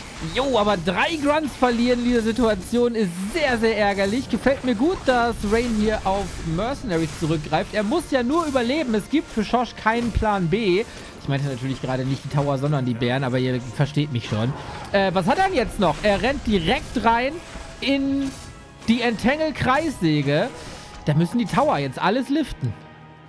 Ja, war jetzt aber auch erstmal der letzte Entangle. Das heißt, er kann ihn hier schon ein bisschen chasen. Und natürlich bringt er Zeit für die Tower jetzt hier oben gerade ins Spiel. Aber wir haben jetzt auch den nächsten AP oder den ersten AP, der dort oben gesetzt wird an der Huntress Hall. Aber ich denke mal, der müsste eigentlich durchsiebt werden von diesen Towern. Ich hoffe doch. Der kommen noch ein paar Creeps dazu. 3 Tower am Start. Muddy am Start. Da kommen noch ein paar Mauler und zu. Also alles wird hier von überall geholt, was irgendwie geht. Der AP wird von beiden Seiten auseinandergenommen. Jetzt creept Schosch noch ein bisschen für Level 2 und ReiGn tappt out, direkt weg da. Die wilde Achterbahn geht weiter. Ja, crazy. Also was ist hier los? Also ernsthaft, dass er da, auch da muss man ja wieder sagen, das ist auch was ReiGn scheinbar nicht hat kommen sehen und ich ehrlich gesagt auch nicht, dass er das in der Art und Weise dann so spielt. Es war schon mal erfolgreich, hat er sich wahrscheinlich daran erinnert, yo, warum nicht einfach nochmal performen und ja, es hat ihm jetzt hier die Map gebracht und noch viel wichtiger, es bringt uns und den Zuschauern auch noch eine weitere Map. Und mir mehr Zeit mit dir. Das ist auch wunderschön, ja. Das ist in der Tat richtig. Jo, also da ist der Schosch schon durchaus für bekannt. Wenn man ihn öfter auf der Ladder trifft, dann weiß man, der Shadowhunter Naga Tower Push, er wird irgendwann kommen. Ist natürlich für ReiGn ein Problem, wenn er nicht in der Ladder ist. Ja, das Ding ist jetzt auch, ich sag mal, die Psychologie des Best of Threes kommt ja jetzt auch so ein bisschen ins Spiel. Dadurch, dass er jetzt 2 verschiedene Strategien angesetzt hat, ist jetzt für den Gegner natürlich auch nochmal, sage ich mal, ein bisschen schwieriger, sich jetzt darauf einzustellen. Ja, was wird er jetzt als nächstes bringen? Wird er den Push nochmal spielen? Vielleicht auch in so einer Situation, die, sage ich mal, ein bisschen aussichtsloser war. Mich würde interessieren, ob das auch so gut funktioniert hätte, wenn die Huntress Hall am Start gewesen wäre und inwiefern Schosch davon Wind bekommen hat. Ob das vielleicht auch Teil seiner Überlegung war, weswegen er den Push angesetzt hat. Können wir fragen, wenn er ins Winner-Interview kommt. Dann auch im Fight vielleicht zu viel auf die Army fokussiert. Da hat er gut viel Schaden gemacht. 3 Grunts tot, Blade Master, Shadowhunter und Naga eigentlich direkt zurückgeschlagen. Aber dann stehen da halt die Tower und dann muss man vielleicht seine Attention auf die Tower legen, statt auf die Army. Ready, wenn ihr seid. Der Tobi gönnt sich noch ein bisschen was. Aber ja, da kann man auf jeden Fall an Schrauben drehen. Ich glaube auch, wenn die Lores früher da sind, wenn die Huntress Hall richtig steht, dann ist das ein ganz anderes Game. Ich glaube, das wird eine ganz andere Geschichte jetzt. Wobei die nächste Map ist Shallowgrave, wie ihr hier seht, mit diesem kleinen Pin da drin. Seht ihr, dass es Shallowgrave sein wird. Und da kann man durchaus noch mal towern. Ist schwer auszurechnen. Dann heißt es natürlich scouten, scouten, scouten. Ja, absolut. Ich glaube, dass sage ich mal, dieses aufmerksame Spiel, dass das etwas ist, was ReiGn vielleicht ein bisschen weniger liegt. Also dieses permanente, ein bisschen mehr auf der Map unterwegs sein. Ich habe eher so das Gefühl, dass er jemand ist, der lieber diese Fights sucht, so ein bisschen da auch auf sein Micro zählt. Und ja, das hat ihm mir vielleicht auch so ein bisschen den Strick gedreht. Aber man muss einfach auch sagen, war einfach ein guter Gameplan von Schosch und das ist dann vielleicht auch so ein bisschen der Erfahrungsvorteil. So ist es dann wohl. Wir sind drin in der Entscheidung. Das letzte Match vor der Ostern, das letzte Match des heutigen Tages, weil Leon uns hat hängen lassen. An seinem Geburtstag sind anscheinend Freundinnen wichtiger als die Warcraft 3-Szene. Da kann die Community dann nächste Woche gerne auch ihr Senf dazu beigeben. Aber wir entscheiden jetzt diese Series. ReiGn oder Schosch? Wer holt sich 3 Punkte? Let's go. So, wir sind auf Map Nummer 3. Ja, was für eine Achterbahn dieses Spiel. Crazy. Also das bietet wirklich alles, was Warcraft 3 zu bieten hat. Wir haben kleine Cheeses, wir haben viel Action, Back and Forth. So wünscht man sich das. Schauen wir mal bei ReiGn rein. Bei ReiGn sieht bis hierhin alles standardmäßig aus. Alles andere, das hätte mich auch durchaus überrascht. Ich denke mal, er wird seinem Stil treu bleiben. Man muss auch sagen, dass es auch im Spiel Nummer 2, auch wenn er das jetzt letztlich verloren hat, eigentlich über sehr, sehr lange Zeit sehr gut aussah. Hier kommt jetzt auch, ja, der Demon Hunter once again. Alles andere wäre eine Überraschung gewesen. Und bei Schosch, tja, da gucken wir in den Altar rein und was sehen wir da? Das Dingo, Mann, da ist er wieder am Start. Der Shadow Hunter soll es sein. Und jetzt ist die Frage, ob er wieder einen ähnlichen Style spielen will. Denn, wenn wir mal ehrlich sind, das Early eben war eine ziemliche Katastrophe. Jo, ideal war das nicht. Hier kann man auf jeden Fall auch wieder das Mercenary Camp creepen, auch das orange Camp. Ich glaube, das Mercenary Camp und den grünen Spot kann man zusammenziehen und zusammen creepen. Da gibt es auch ein gutes Consumable. Also das ist nicht die schlechteste Map vielleicht. Wenn man sieht, also wenn man diese Tower Shadowhunter Strategie auf Shallowgrave macht, dann weiß man auf jeden Fall, Schosch macht das überall. Und ich glaube, vor ReiGns Base, diese Position, dieses kleine Waldstückchen mit der Mauer, da lassen sich ganz gut drumherum Tower positionieren. Da auf jeden Fall mal die Augen auf. Bei ReiGn fällt mir auf, im Vergleich zu ein paar Spieltagen vorher, der spielt mit relativ viel Immolation. Das hat der, glaube ich, neu in sein Spiel integriert. Ich habe ihm ein paar Replays geschickt von live, wie der das so macht. Ich weiß noch nicht so ganz genau, ob er das Mana-Management so drauf hat, weil er ja sonst immer auf Evasion gegangen ist. Und Immolation ist ein bisschen teurer. Ja, definitiv, aber Immolation kann halt auch richtig wehtun. Gegen Grunts, die natürlich, sage ich mal, einen großen Health-Pool haben, Immolation vielleicht sogar ein bisschen limitiert. Vergleichsweise, wenn man es jetzt mit anderen Matchups, weiß ich, wie zum Beispiel gegen Ghule, vergleicht. Aber ich denke trotzdem die bessere Wahl. Und wenn er sich da ein bisschen inspirieren lassen kann von Medusa the Gamer, warum denn eigentlich auch nicht? Level 2 jetzt auf jeden Fall für ihn am Start. Decent Items, ja, okay, Goddess of Ogre Strange vielleicht auch nicht so decent, aber ist okay. Und auf der anderen Seite sehen wir Schosch, der holt sich jetzt auch seine ersten Camps. Also ich denke mal, es wird so laufen wie auf der letzten Map auch. Erstmal Level 2 holen und dann wird er sich wahrscheinlich gleich runter machen auf dem Weg, um mir vielleicht den Shadowhunter zu testen. Das sind Mass Huntress. Jo, mit Hidden AOW, ne? Jo. Ist das okay, ein ganz anderer Ansatz. Interessant. Bin gespannt, ob er das durchkriegt. Aber wenn er das nicht scoutet, wird es auf jeden Fall problematisch für Schosch. Jo, also, wollen wir mal schauen. Also eins kann man sagen, die Huntress Hall kommt diesmal nicht zu spät. Das ist Fakt. Und Schosch, der taggt wieder direkt auf Tier 2 hoch, baut seine Burrows auf, geht creepen, 1, 2, 3 Camps nacheinander.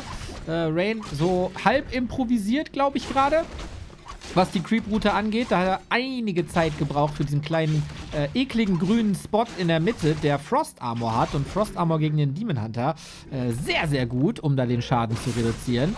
Und Schosch, der ist hier gleich Level 3 mit großem Consumable und einem Berserker. Ich glaube, das Setup ist ganz nett für Schosch.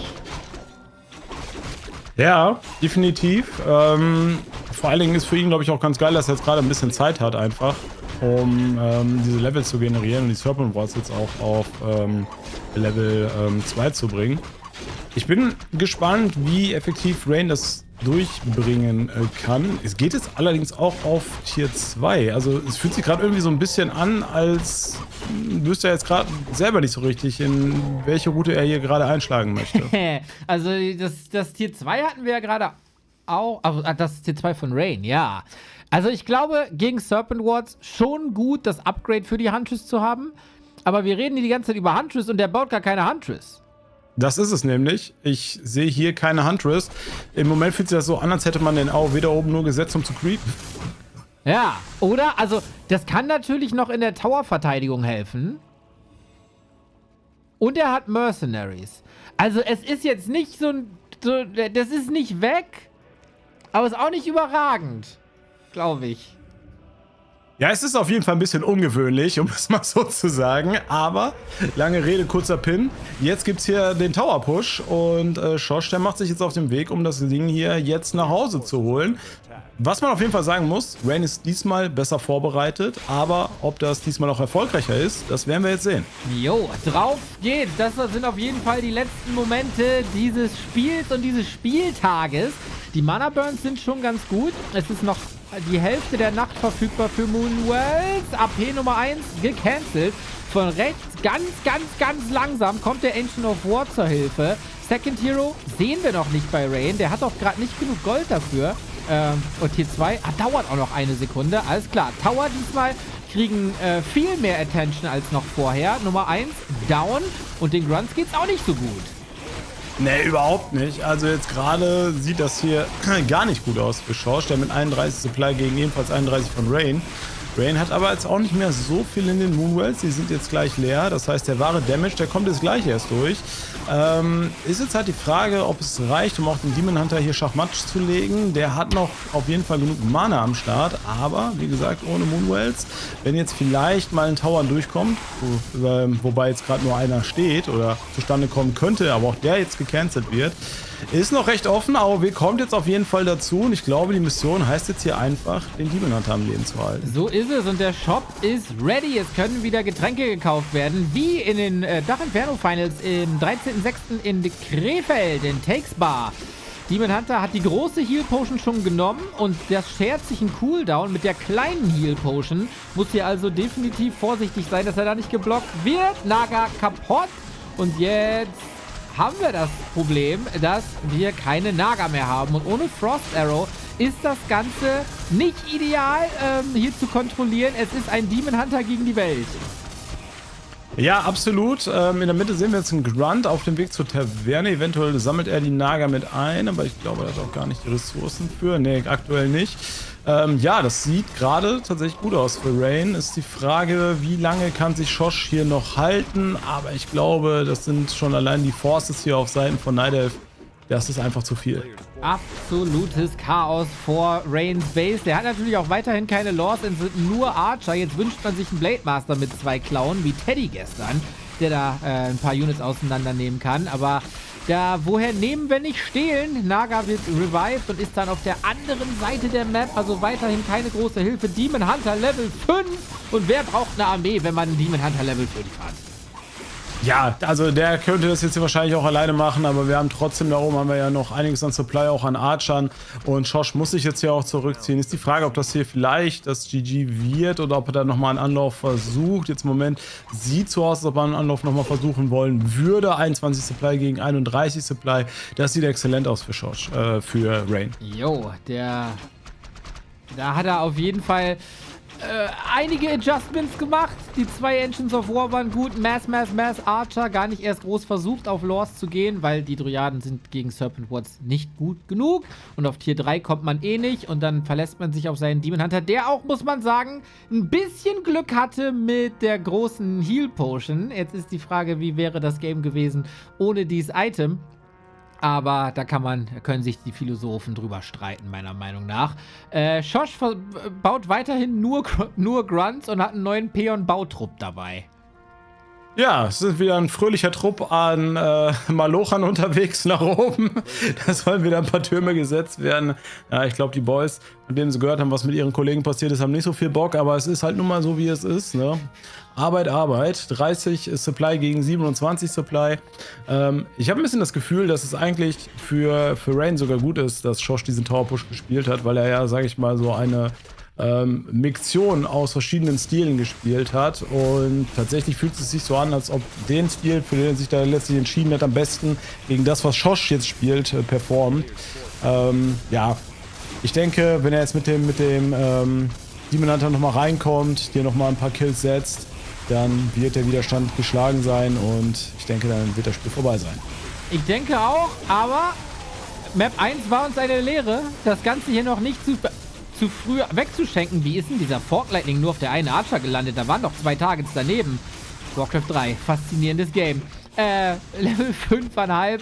Es gibt eine einzige Mission, es gibt eine Sache, auf die ReiGn achten muss. Der Demon Hunter muss leben, dann ist die Welt in Ordnung. Ja, safe. Türme werden jetzt eingerissen. Turm Nummer 1 geht down, Turm Nummer 2 auch gut angeknuspert. Kann er hier vielleicht noch halten. Jetzt muss er tatsächlich ein bisschen aufpassen, denn die Grunts, die schaffen es jetzt hier auch gut auf die Archer zu connecten, holen sich jetzt auch die erste. Wir haben jetzt mittlerweile den Bären, der sehr wichtig ist, oder vielmehr den Druiden, den Demon Hunter. Der Demon Hunter, der ist ja einfach gnadenlos. Ja? Der setzt immer wieder nach, kann jetzt hier eigentlich ziemlich ungehindert auf den Shadow Hunter durchdrücken, weil da ist ja auch nicht so viel DPS jetzt auf Seiten von Schorsch. Nächster Turm fällt, Grunt wird geholt, auch wird zwar jetzt noch getradet, aber jetzt gibt es auch einmal für die Naga, die hat noch einen Highpot, gibt es auch ein bisschen Pressure, aber ja, da ist das GG. Gut gespielt von ReiGn. Jo, da wird aber mal dick durchgeatmet beim Tobi. Also, da hat's funktioniert, was man sich vorgenommen hat. Der Sieg geht ins Haus der Playing Ducks. Und ReiGn holt sich den ersten Sieg der Saison. Beide seine Spiele sehr, sehr spannend, sehr, sehr hin und her. Es war relativ ähnlich wie gegen Kevin. Erste Map sehr gut performt und durch Micro die Siege geholt. Dann gecheased worden. Mehr oder weniger gegen Kevin, ist schon eine legit Strat, aber halt kein reguläres Mirror-Match, wie man das sonst so sieht. Und dann eben auch von Schorsch gecheased worden.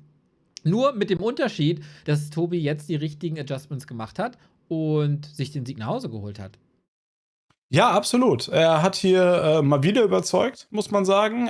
Diese zweite Map hat ihn ein bisschen kalt erwischt, auf dem falschen Fuß erwischt. Man muss aber auch sagen, nochmal an Schorsch gerichtet, er muss sich auch klar machen, dass das hier ganz knapp davor war, dass er hier auch ein 2-0 holt. Ne? Die erste Map hätte durchaus auch seine sein können. Und wenn er die zweite Map ebenfalls gewinnt, dann ist das kein 2-1 für ReiGn, sondern ein 2-0 für Schorsch. Deswegen auch an Schorsch hier gerichtet. Das war eine starke Leistung. Und da hat er auf jeden Fall bewiesen, seinen Platz in der ersten Division, den hat er sich verdient. Jo, der Tower Schorsch auch mal wieder die Tower rausgeholt, letztes Mal erfolgreicher. Und das natürlich auch, war ja auch so ein bisschen so ein Fernduell von ReiGn und Phoenix. Beide Nachtelfen, beide sehr, sehr gute Spieler, auf jeden Fall aber auch ganz andere Spieler. ReiGn sehr viel Micro, Phoenix sehr, sehr taktisch orientiert, würde ich sagen. Und da hat es auf jeden Fall für ReiGn besser gepasst und vielleicht auch ein Statement für den Rest der Saison. Ja, absolut. Mit ihm ist zu rechnen. Once again, muss man ja sagen. Und ich denke, er ist hier wieder gut reingestartet in der Season. Map gegen Kevin. Jetzt heute hier den Sieg. Zwar nicht ganz flawless, aber unterm Strich stabil. Jo, jetzt wollen wir mal gucken, ob er auch stabil bei uns im Interview ist. ReiGn, herzlichen Glückwunsch! Hallo, hört ihr mich? Ja, Mann. Uff, das war ja ein Ding. Ich dachte, er hört irgendwann auf zu pushen, aber dann kam er wieder. Ich war echt gut, dass ich nicht creepen gegangen bin oder sonst irgendwas gemacht habe. Junge, Oh je. also das sah so aus, als wäre dir da die Last von 3 Wochen Leddern von den Schultern gefallen nach Game 3. So ungefähr, ja. Das fühlt sich jetzt echt gut an, aber holy, das war echt anstrengend und ich weiß gar nicht, wie viel Missplays ich gemacht habe, aber man ist einfach komplett überfordert, wenn man es nicht gewohnt ist, dass da einfach einer die ganze Zeit an der Tür drückt. Du musst dich darauf konzentrieren, wie viele Sachen du geil gemacht hast. Wie zum Beispiel noch Game 1 zu gewinnen, obwohl da alles schon scheiße aussah. Achso, ja, danke nochmal, Schorsch, dass du in die Basis gelaufen bist. Und der Blade Master hatte, glaube ich, nur so 40 Mana und dann war es halt in den Bäumen gefangen. Junge. Game 2, ja.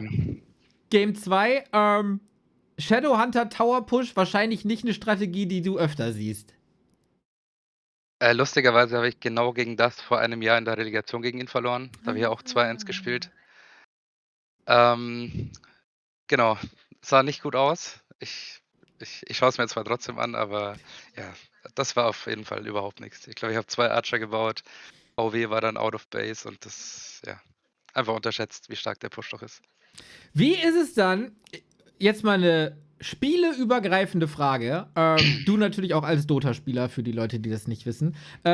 Wie ist der Unterschied, wenn man als Teamspieler eine Map verliert und es in ein entscheidendes Spiel geht und wenn man als Solospieler eine Map verliert und es ins entscheidende Match geht? Oh, gute Frage. Es kommt immer drauf an, also in dem Team, wo ich aktuell spiele, da ist unser Tilt-Level sehr low. Also wir haben jetzt tatsächlich 3 Seasons lang am Stück immer gewonnen und jetzt haben wir halt einen Gegner, die haben uns jetzt vorgestern, glaube ich, 2-0 abgezogen.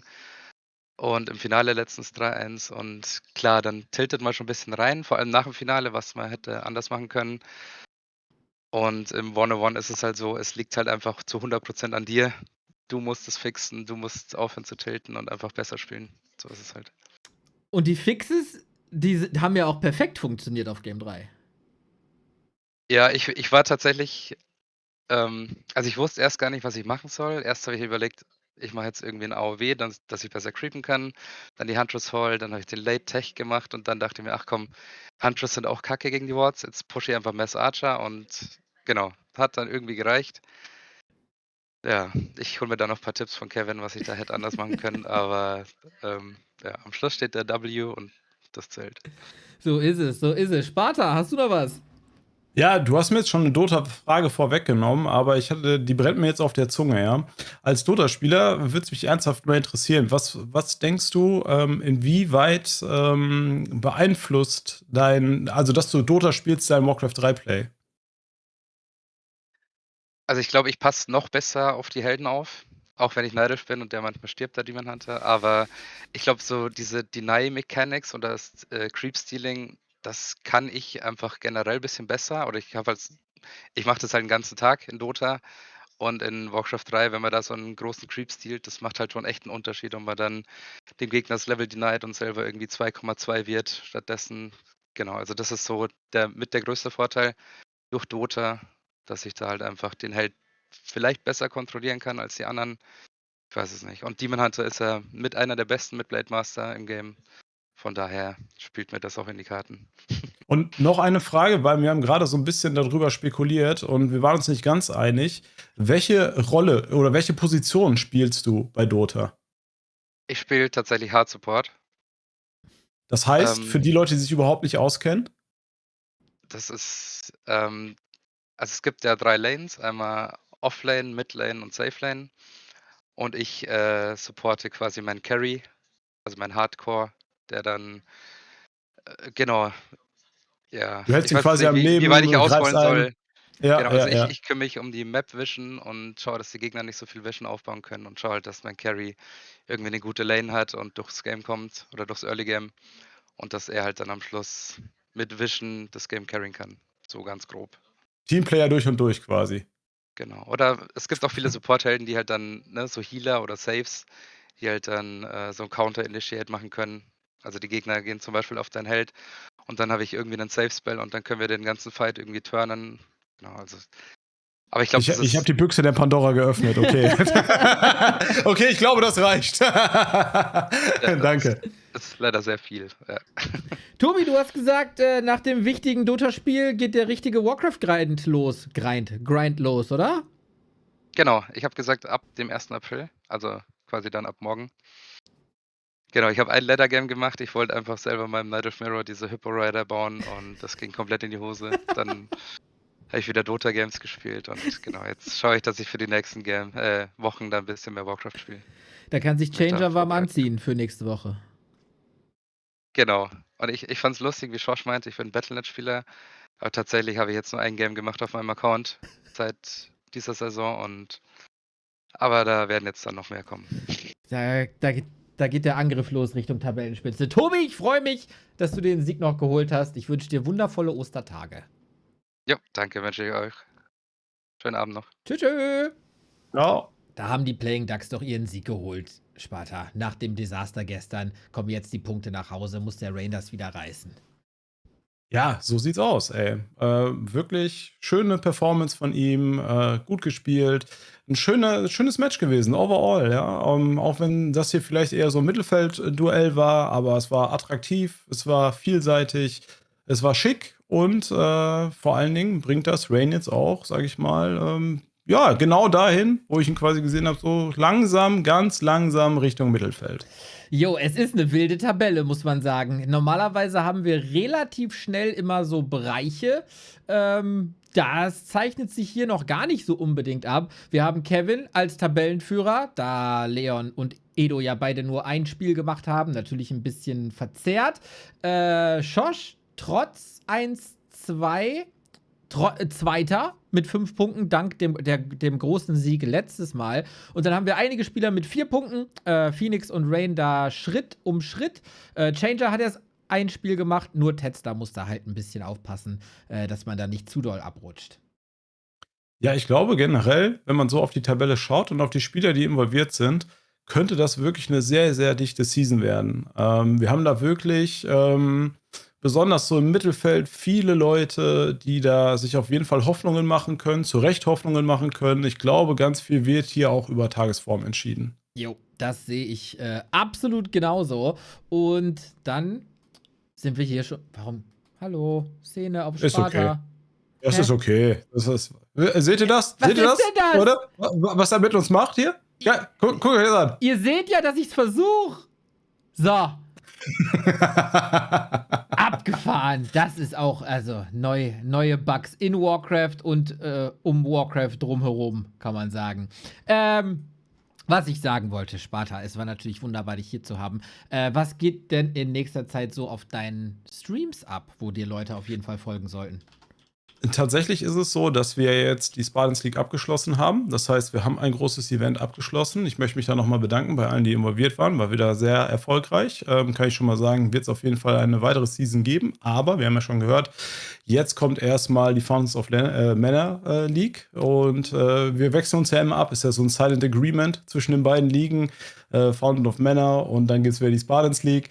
Generell kann ich nur sagen, ich werde morgen wieder live sein und dann werden wir über die Ostertage ein bisschen was bekannt geben, aber das kann ich jetzt noch nicht machen. Oh, der Sparta holt das Osterhasenkostüm raus. Ja, da muss ich doch mal einschalten hier am Wochenende, was da so abgeht, wem da Eier ins Nest gelegt werden.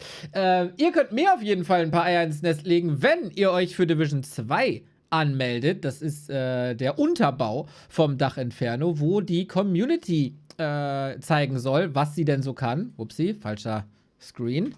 Was sie denn so kann. Mann. Ey, ich war heute, keiner war gemutet heute. Es geht bergauf, okay? Es geht bergauf. Hier ist die Division 2, Freunde. Momentan 27 Spieler angemeldet. Da könnt ihr auf jeden Fall noch die Zahlen ein bisschen steigern. Bis heute Nacht. Dann mache ich den Spieltag klar.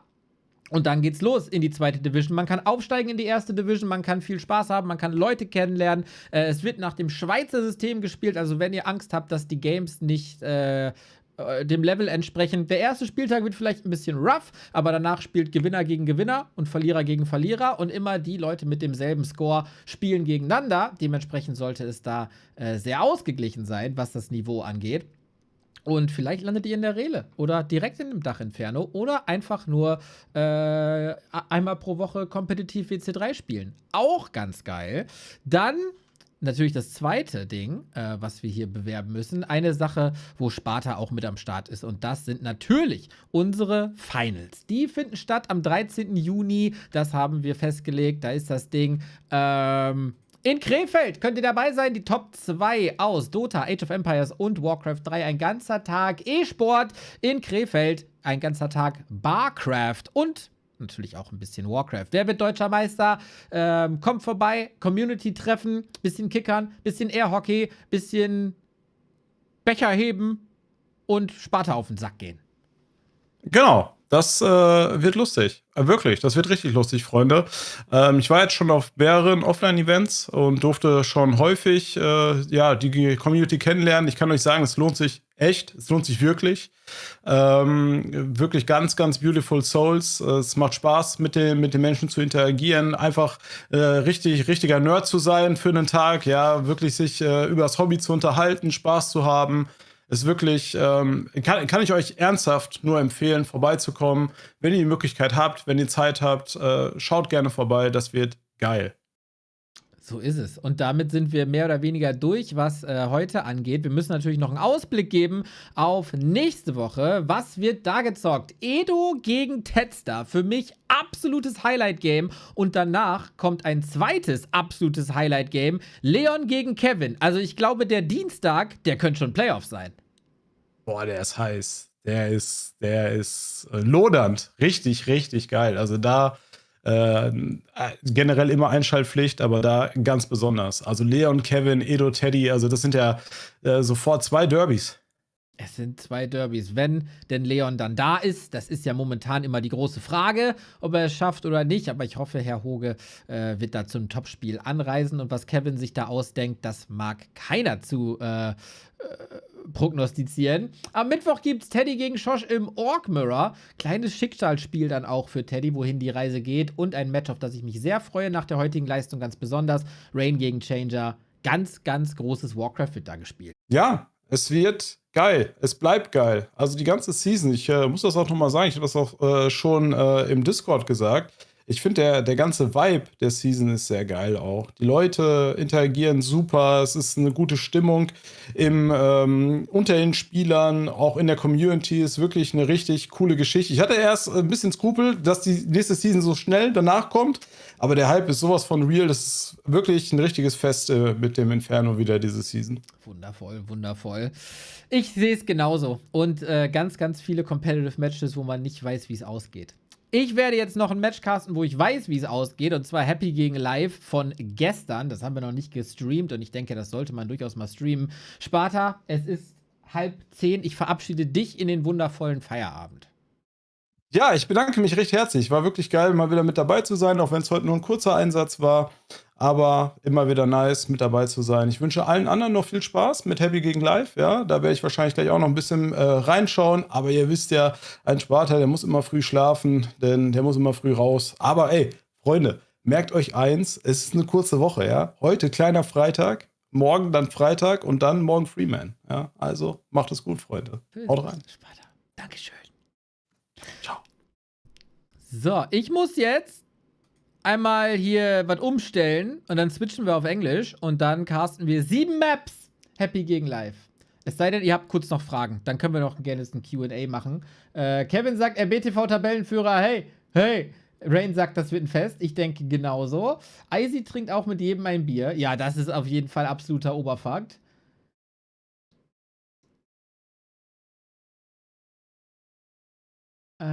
Ich restarte mal kurz den Stream. Dann machen wir Happy vs. Live Replays.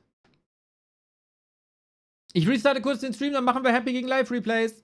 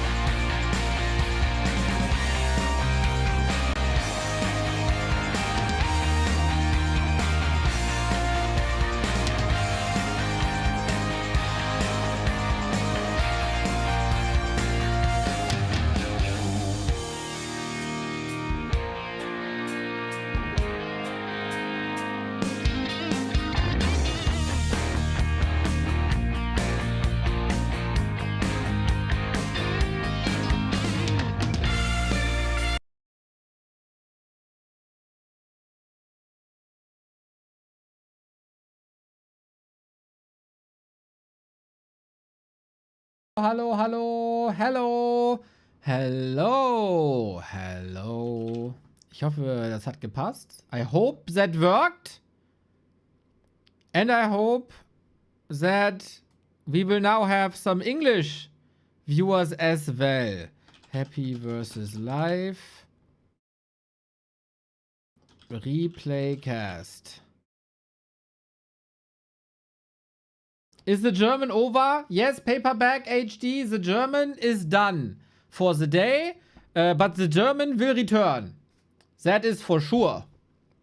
But now we switch to English. Sounds really good. Thank you for the feedback. Monka W. I think you like that? Okay. Many frogs in the chat. That's very good. Frogs very good for the environment, I think. Also funny if they jump. Haha. German humor. All right. This is the game of yesterday. Everybody knows that Life and Happy are currently among the best players that we got in the scene. And their matches are usually fireworks. Before we do that, let me switch the language to English. Little bit of a call to arms kind of thing. Kind of a service announcement kind of thing. Because I released an interview today that we did. Thanks to Youngfang, there was a little show match called Hazy is Crazy. Hazy played 20 maps in a row. And afterwards, we sent him some questions that you put into the chat. We sent it to him after we translated it. Now, this is done. Little bit of an interview on Warcraft3.info. Check it out, check it out, check it out. And now I gotta start, because it's replays, I have to start Battle.net. I can't remember the last time I started Battle.net.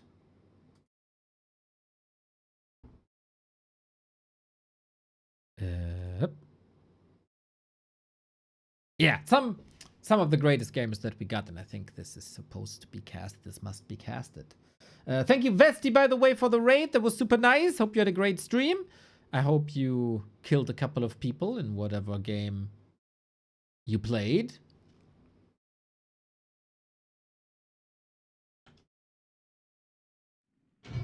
Oh yeah, the lion's head disappeared.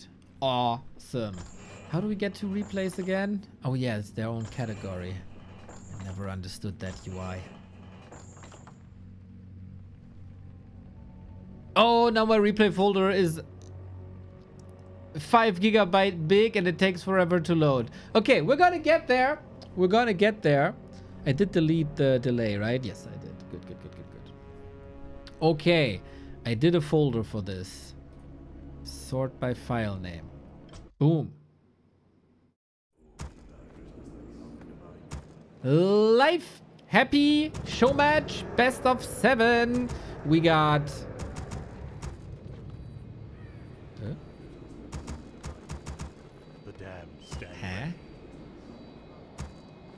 Got a bugged overlay, which I don't understand. Oh, no. Ah, there we go. Fixed.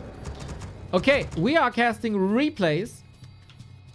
Because that was at the same time as the Hazy show matches, which we were supposed to host and cast. So, Hazy versus... Not Hazy. Life versus Happy, the top 2 players in Warcraft 3 right now, according to the ELO ranking.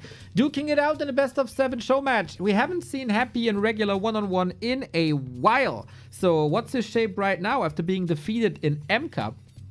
That was the question. Also, a day before the Yumiko Arena, a $5,800 tournament starting tomorrow with Happy 1-0, Fortitude Infi, Lin, Focus, Life, and Moon on new maps as well. So if I were you, tomorrow 1 PM, it's every Warcraft fan's duty to tune in tomorrow, especially when you got holidays already.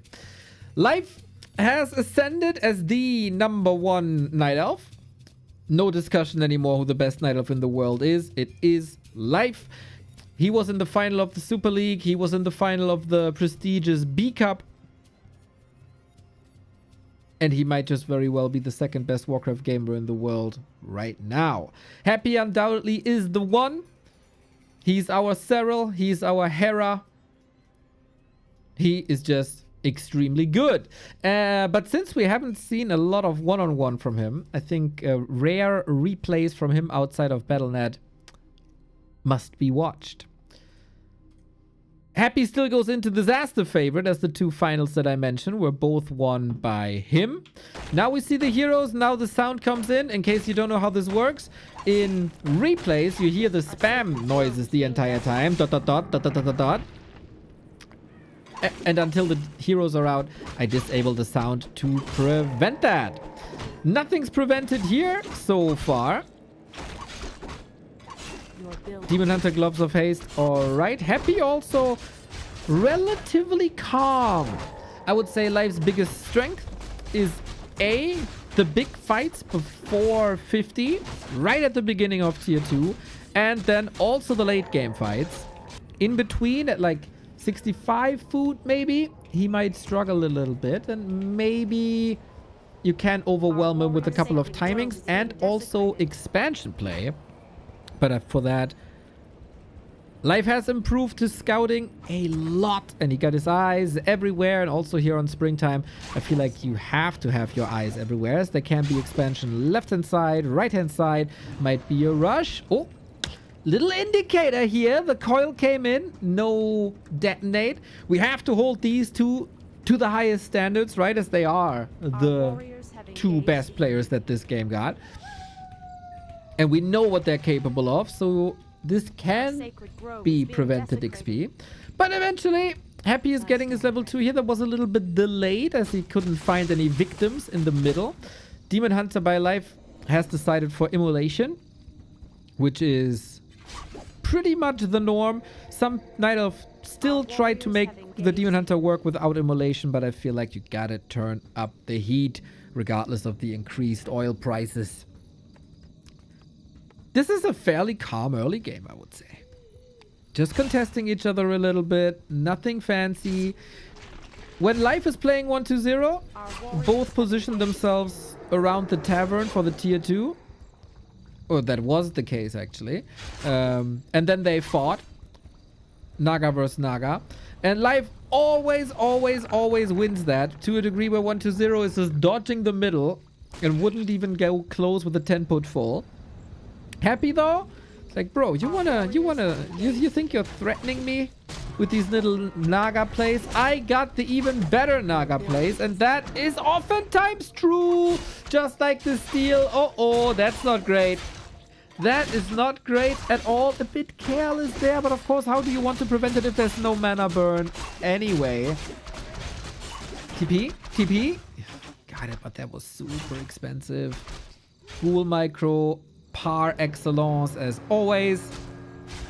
Happy salvages the situation and even slaughters the little mule who did nothing wrong. They treat this mule so bad. There's all this stuff that he's carrying is even there when he's being fed and stuff. Carrying this backpack all the time. Ridiculous. Rip mule. Why? Exactly. Naga's coming. Life is missing that timing a little bit. He got a lot of resources. He sent nothing to the tavern. Now he does. But the archers are already suffering. DK quite a bit hurt here. But with the Unholy Aura, shouldn't be a problem also. This is so fascinating to me. This is a thing for like 4 years. Happy always pushes the boots to the Naga.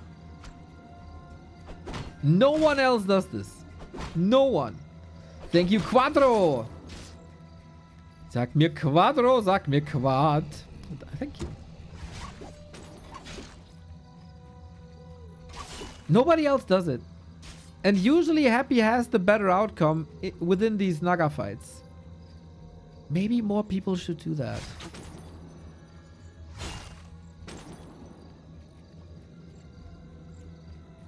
Tier 3 tech, little advantage Happy. On the other side, we have a little delayed tier 3 tech, but the Dryads will bring in control with slow. And dispel.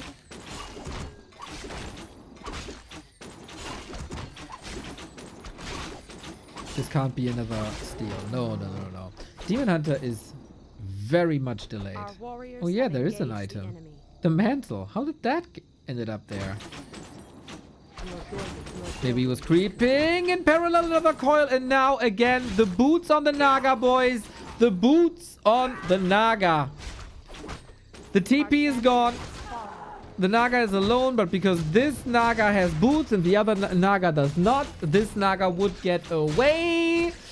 Not a great start into the series for Life, I have to say. 6 minutes 57 only. That hurt. That hurt big time. Yeah, B2W RIP also big time. Mamma mia, did not expect that.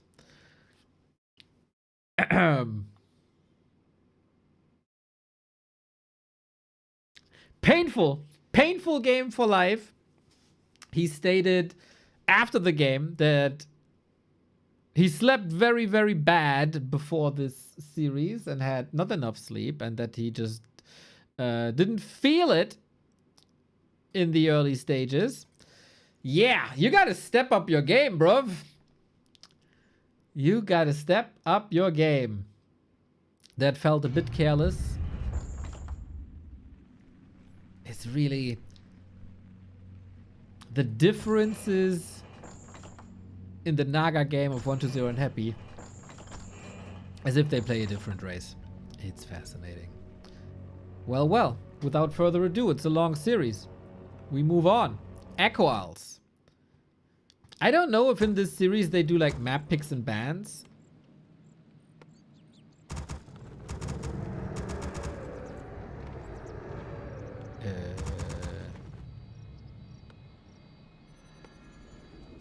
And if this is loser's choice now or not.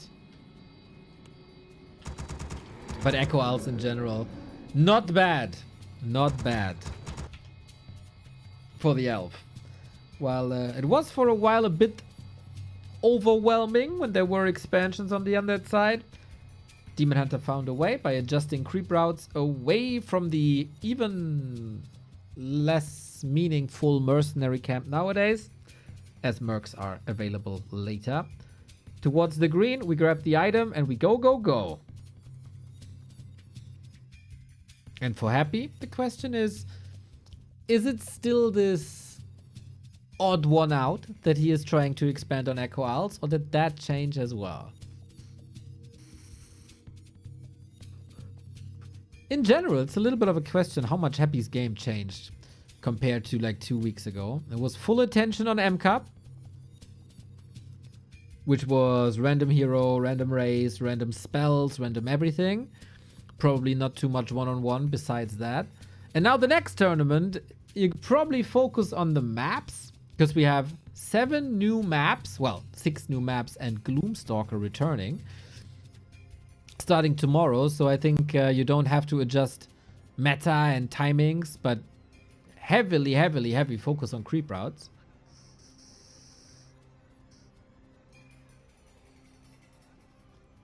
To everybody who's hoping for more diversity in the first heroes, I don't think you can expect anything here.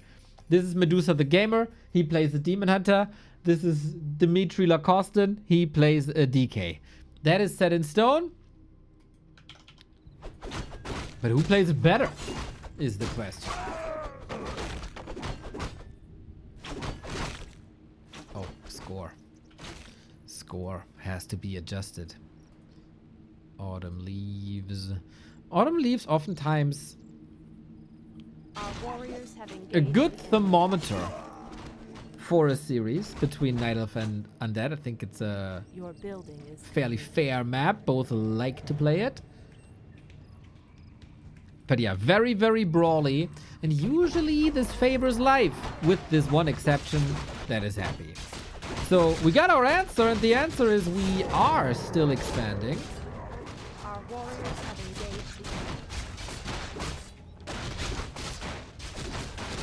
And then the Demon Hunter gotta be in position.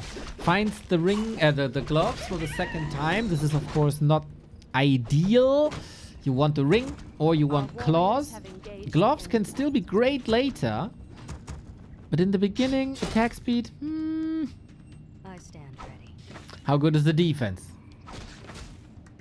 We don't have the lumber yet for the gold mine. We focus on the ziggurat. The grove is being desecrated.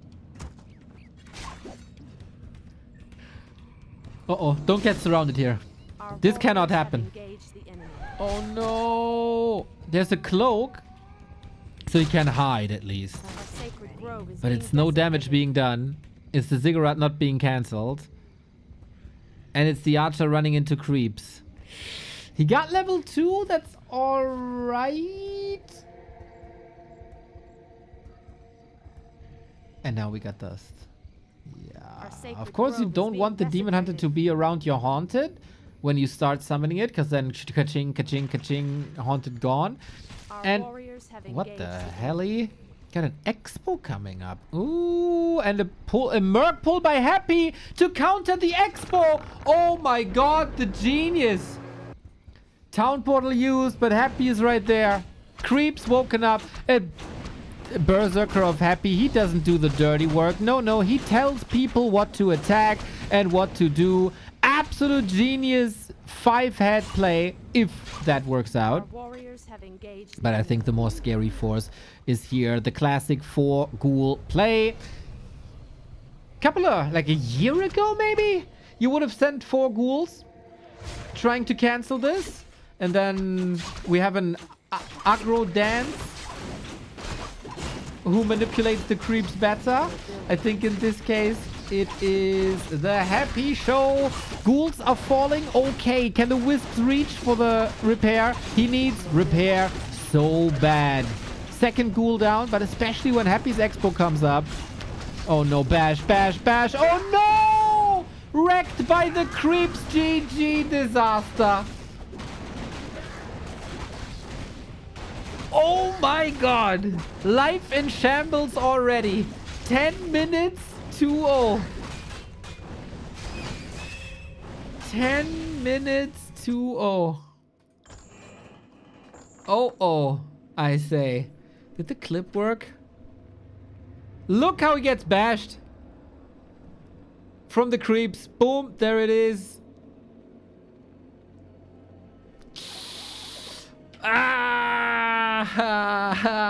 Poor life. This did not go the way it was supposed to go. Early and easy surrounds, early and easy kills. Man, Happy takes no prisoners, eh? Happy takes no prisoners. Oh, it's actually consecutive streaming day number 760. Had to fix that. Yeah, so how do you fix this game now? I don't know how tilty life is. And if you can just brush it to the side. Maybe if you've underslept and you're a bit on the edge already, this can tilt you even further. Or he thinks, okay, you know, it doesn't matter who the series wins. It's about map wins anyway. That sucked a little bit, but hey. Let's try. Let's try and go. On one map where life previously had good success. But also the counters by Happy, man. Pushing the Demon Hunter into that corner there, so it's a guaranteed surround. No pressure on that Expo. I'm gonna get that up at some point. Doing my counter pressure. The pull to get the Bursy. The manips of the creeps. And then the poor chaos which he thrives in. Beautifully done. Beautifully done. In case you didn't know, Happy is a very good gamer. In Warcraft 3 at least. And is now up 2-0. Jesus. Life is getting nailed to a cross here. Well, we got 5 maps left. And you know, these series can have their own momentums. Momenti? Can have their own momentum. Can go wild ways. Life left-hand side.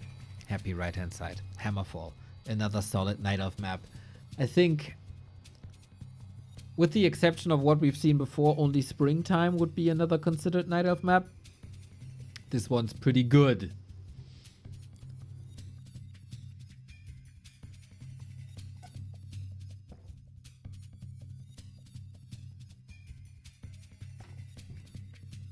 But how good is it really? Maybe life needs a little shot in the arm with like an item. You know, 2 item drops that just work out well. I would like to see that for life. That'd be nice.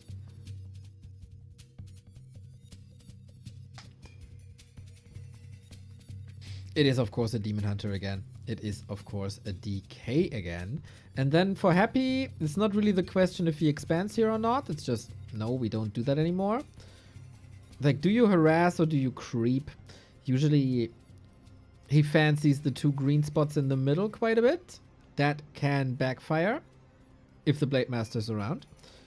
Blade Master? Demon Hunter. You know, damage output. It's crazy on both. Yeah, so far a lot of B2W rip here for poor life.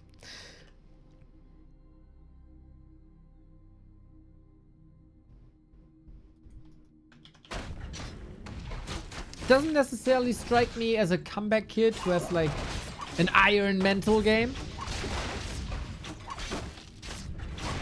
But this proving ground now. For a second I thought he denied. Our warriors have engaged. Again? Oh, really? 2 wisps chased and Happy does indeed have a skull in the inventory. I did not expect him to expand, but he is not expanding. It's a little bit of a fake out, isn't it? Don't tell me he tower pushes. Happy never tower pushes. And we don't have an Acolyte with him, right? The 6th Acolyte is in the base. Our warriors have engaged. Ah, okay. We go for the turtles. I know my Happy. 3 ghouls against the Demon Hunter for control. Gets a kill. Okay. We got mana burn. We got immolation. We run him down. These wisp losses early. They did hurt, of course. Poison damage. Slow, slow, slow. And another mana burn. By far the best early game for life.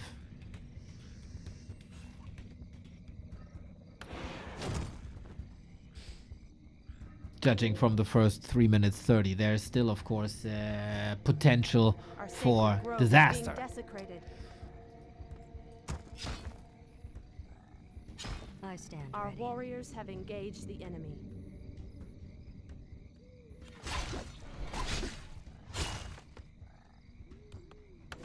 Everything's hurt, but everything is also evenly healing up on Blight Our sacred grove is being as we desecrated. know it. Do we now have this Naga battle once again? I don't think Happy had the resources nor time to go for boots, and maybe then it's a different game. Your building is complete. Oh, that block, bro. So sweet. Also sends the DK away. Traps his hero here again. This time there's a little opening. The ghouls have a Blight future. This Demon Hunter does not. He got the boots though. Hunter's Hall in time. Archers saved. Still the best life early we have had so far. What's Happy doing now with his early game is the question. I wouldn't say this was a huge success. He's probably kicking himself. Oh my god, 5-minute mark and I didn't even start to demolish him yet. I'm dropping off. I'm being washed.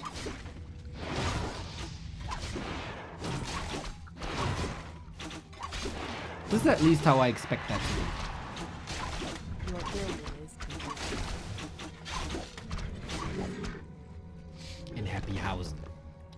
2.3 Demon Hunter, not too shabby. It was nighttime. Did he not see him? Oh, I think they both didn't see each other. Now Happy does. Double end snare, ghouls versus archers. Very one-sided affair. Yo, these archers will just suffer. Holy! Maybe a little misclick, not coiling the DH, but rather the archer for XP. Oh, and here's the Naga, and he's just losing mid-game control.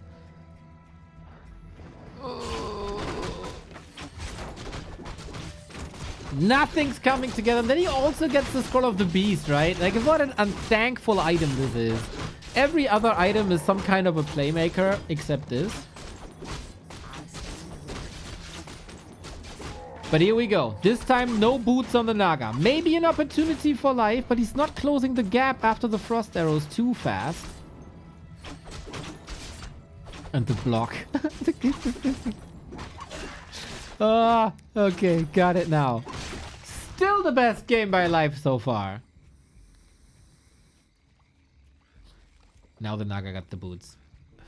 Research. It's like her get out of jail free card.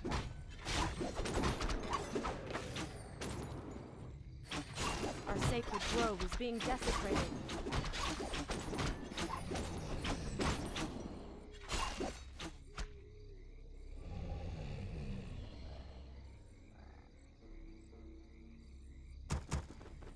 That was a good one.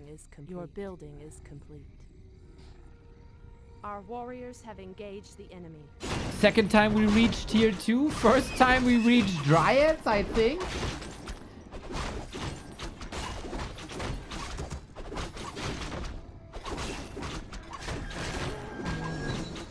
And also level 3. Here we go. We got a game, ladies and gentlemen. On map 3, Life is able to pull it together.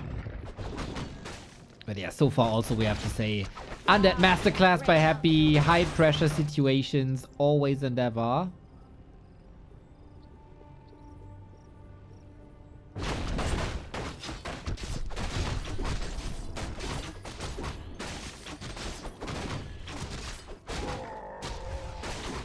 We might even reach tier 3 in bears. But then we have a whole other problem with the 9-minute timing, but that's a problem for later. I think we cheer for Medusa the Gamer now as much as we can. Our warriors have engaged the enemy. Your building is complete.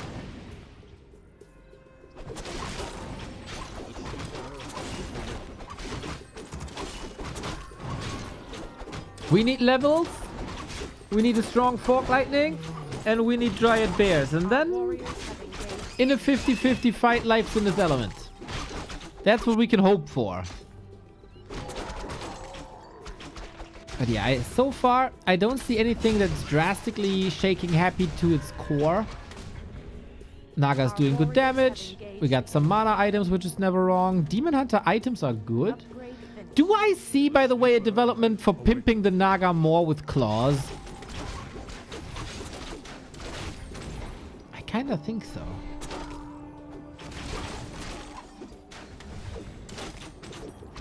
Your building is complete. Still Life in control, but question is for how long. Lich coming will bring an orb. Frenzy around the corner. Red spot still contested and Happy as a coil. You know what that means usually. Yep, I think this timing doesn't work out though due to immolation. Research finished. And then go for the small bird and kill an archer. There's a big fight coming. Finally momentum, but this is also solid potential for a Demon Hunter kill, we have to say. Rejuve. No Wand of Negation also against this. Interesting. Happy had... Nah, didn't have the resources for it, maybe. So, Rejuve Demon Hunter. Wreaking Havoc in the back, but that is an easy Naga loss. Oof. This never happens to Life. This is his strength, usually. It doesn't look like it. Want of Mana stealing used. Pow, pow, pow. We got another coil. We saved that Lich. Medusa the Gamer got heal scroll. Invo potion. Everything he wanted. I mean, Happy does. Your building is complete. And all Medusa can do is watch his... Oh my god, that's around. Dude, do you think Happy... Like... He rarely shows emotions, right? But do you think he was relieved that this random hero thing is over and we can finally play Undead again and dominate like he used to without praying for good rolls?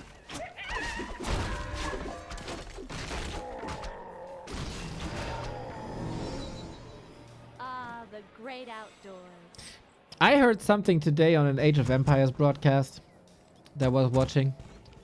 They have a different or a similar problem, right? That there's one player that's super dominant. His name is Hera. And the caster said... Oh my, this guy leaves already. The caster said, Hera hates losing more than he loves winning. And damn, do I think that is fitting for Happy. It was one of the smartest sentences I've ever heard.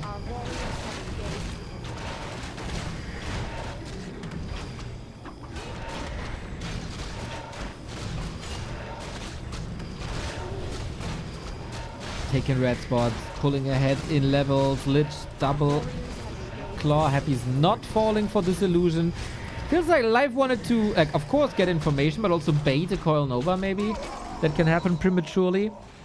Demon Hunter's still very pimped. There's no big supply lead. We even go for Wellspring early.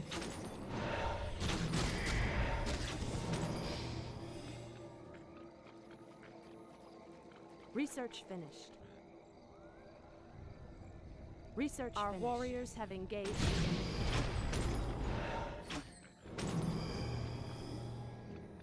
Still have to think about it. About that sentence.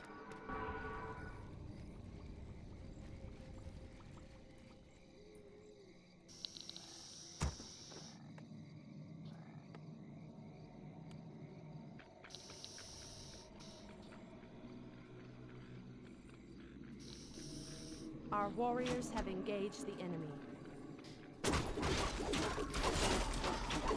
I just had like an inner monologue Building is complete. that we are at an offline event, and I confront Happy with that quote and say, yo, in Age of Empires there might be a person you are familiar with, Hera, and he says, no, why would I?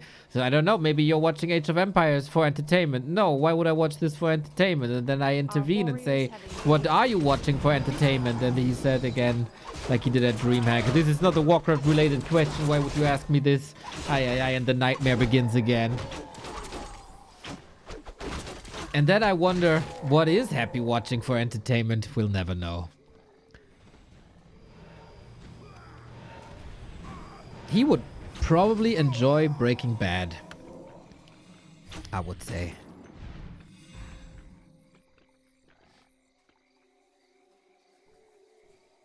Yeah, that went through my mind quite a bit. Our warriors have engaged the enemy.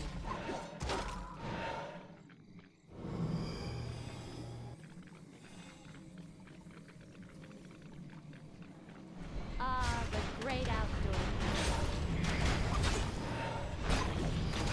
Demon Hunter is creating quite some space, but for what?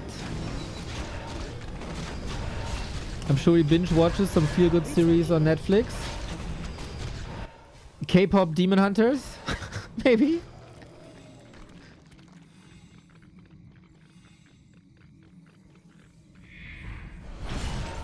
Man.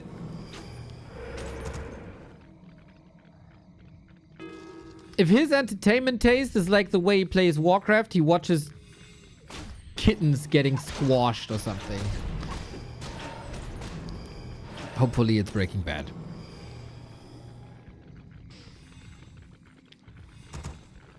There's a bit of a stalemate here, isn't it? Still, inventory is very good on both sides. Happy has an expo up though, and that will be probably a game-winning move. He's checking in the north. Is there anything I have to worry about? No? Oh, cool.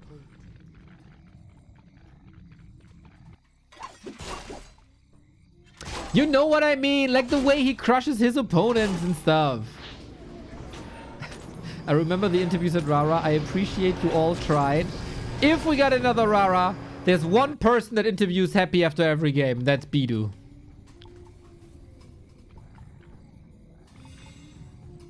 The GOAT. In this specific skill. The sleeper has awakened. He truly is a savant. You know, there's some people who can remember every football result there ever was, or you tell them a date and they tell you what the weather was in northern Scotland. But otherwise, they can't do anything in life. But they have this specific skill.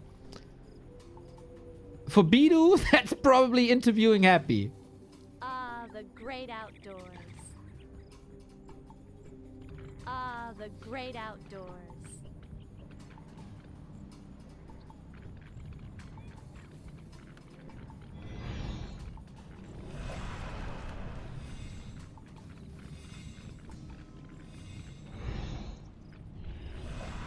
Ooh.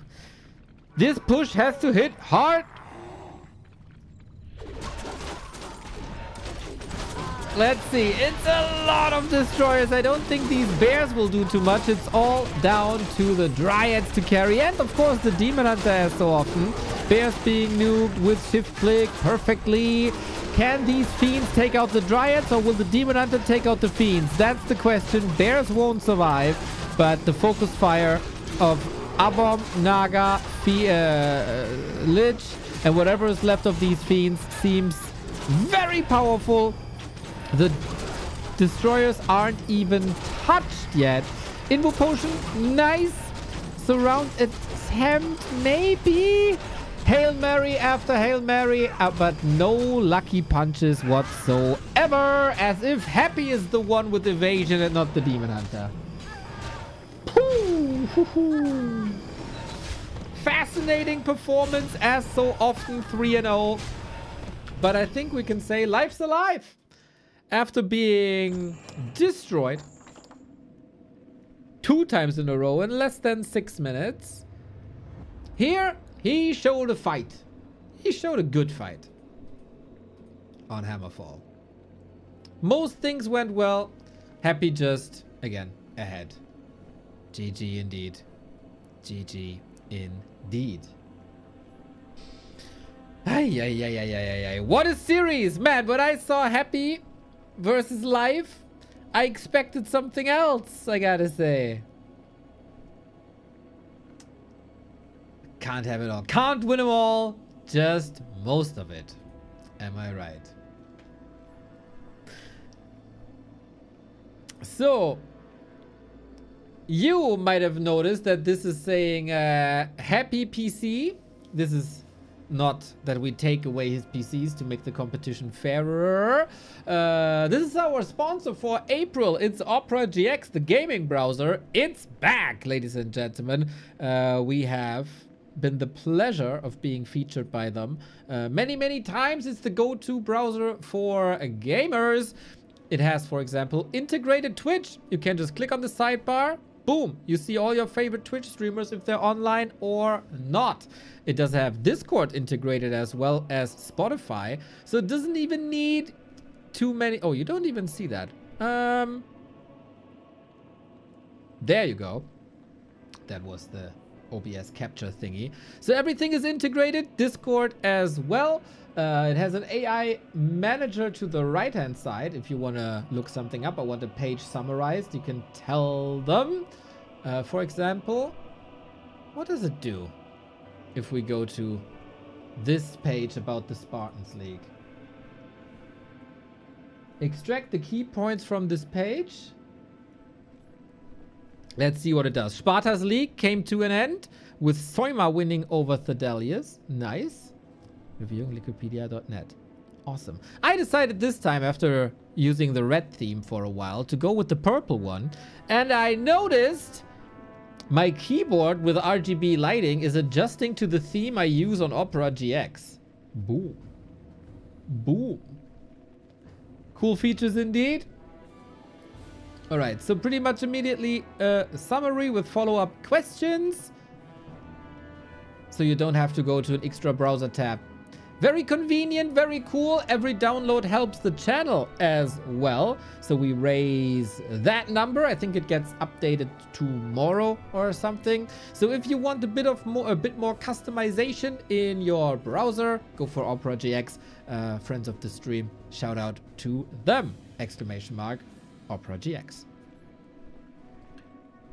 Oh, and use our link. Otherwise it doesn't get tracked. That'd be great. That'd be fantastic. Mr. Coloss, hello, nice to see you. So far, disaster of a series for life. Let's see if we can start swing this around. If not, Happy goes with a 4. And, oh, at the moment, only 3-0. Nothing to worry about just yet.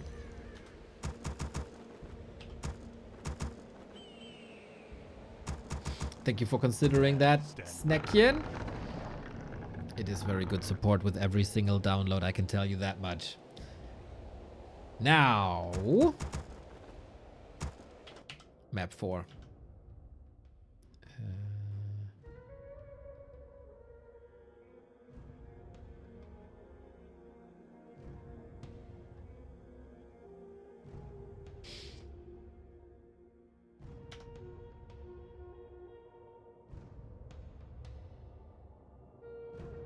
Happy right-hand side. If there was any doubt that he's still the GOAT gamer after the 2 weeks of random mode, there you go. There you go. No doubts, no more. You should never doubt Happy, actually. Ever. I'm really curious how he fares on the new maps tomorrow. 7 new maps, 8 gamers, $5,800. Happy versus Moon, opening match. Infi versus Lin afterwards. Also, Focus 120, Life, and Infi. How do I get these graphics? Exclamation mark Kenshin. We have a Demon Hunter again. We have a DK again. We are in springtime, where some cheeky undeads try some middle expansions. Happy, not that much of a cheeky player. Always relies on what you can rely on.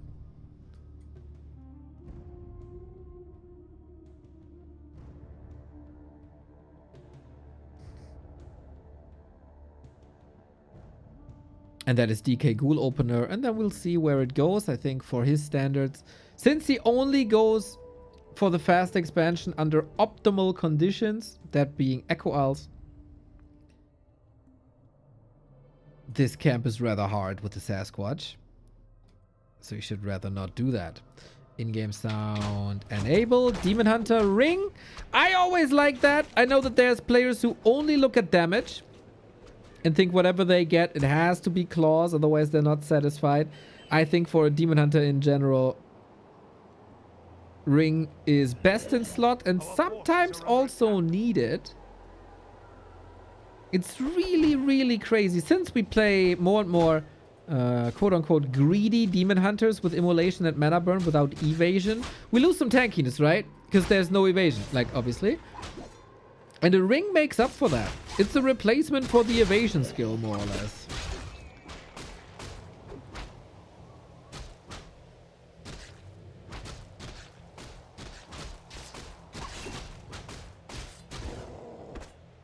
Sweet last hitting, plus the middle is still up for grabs. Feels like life needs like one really spectacular moment. Like this one moment where you feel, oh, this guy is beatable today. He's also mortal. He's also human. What a lovely split, man. 3 units to the side, 4 to the left, coil at the ready. No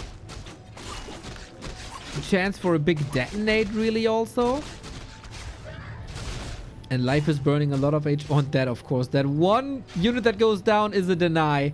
Fabulous Warcraft by scary Warcraft by Happy. Surely also not the best life we've ever seen. I feel like we're missing a bit of fire. And after 0-3, we're also missing a little bit of confidence. That spring in his step is currently not available.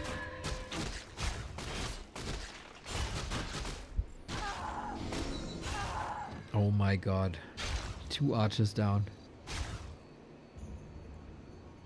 Great ghoul management as so often. Never is a ghoul unnecessarily at home.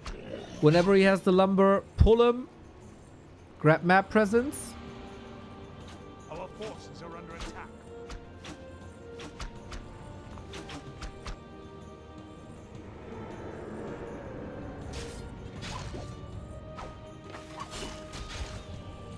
And we're still fighting over this little green. The amount of time he stalls.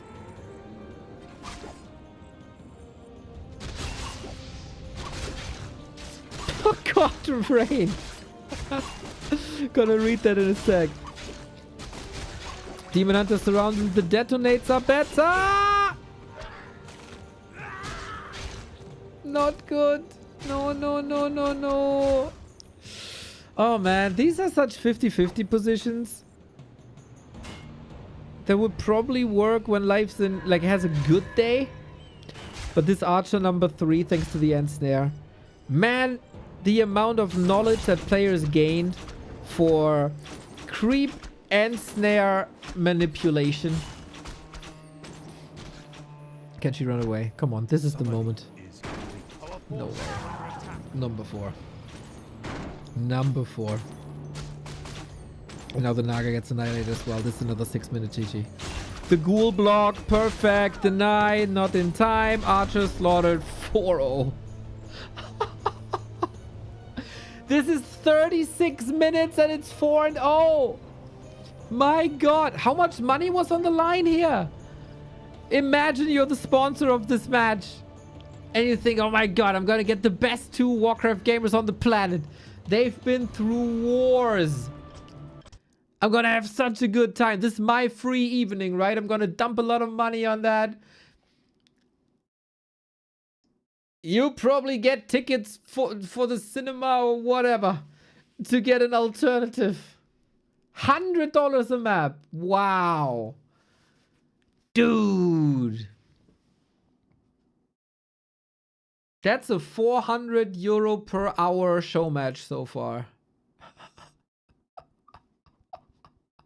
Not bad.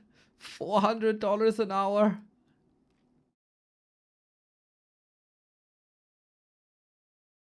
I remember back when there was events, sometimes the fee for an entire day was $400. Dude makes it in an hour.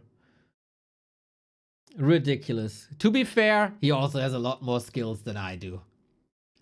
ReiGn, thank you for the sub. I get laid off, take a month deep in job searching mode, come back, happy still owning. All things change, but the undead king outlives all things. He's been a bit shaky. He's been a bit shaky in between. I hope you were successful, my man. I know you're insanely talented and insanely kind from what I know.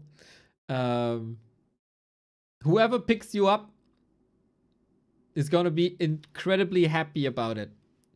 And you're going to crush it like Happy is crashing life right now. 4-0. Jeez Louise. That is not a fun day for life. And springtime, you know, that's the bad thing right now. Whenever Life lost the map, usually, he goes to springtime and he owns.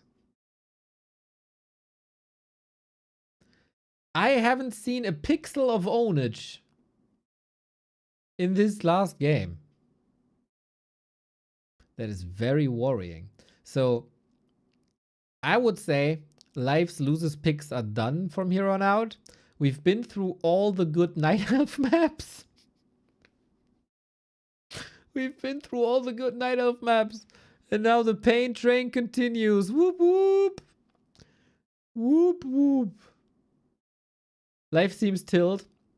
I can tell you there was a lot of chatter after that show match. And we might read through it. And I can also tell you, you're not that far off. Oh no, you're not.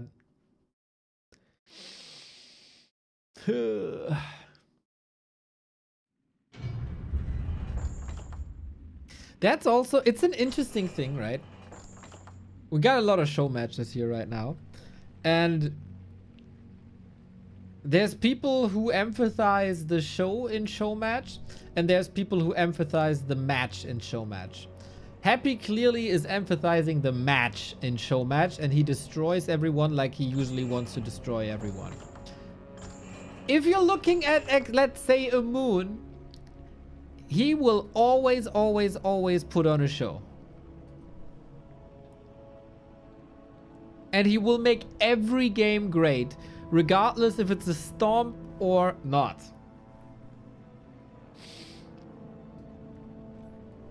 I would say, from a far distant perspective, of course, as it's still a lot of money per map on the line, being a little bit more Moon wouldn't be too bad for Happy.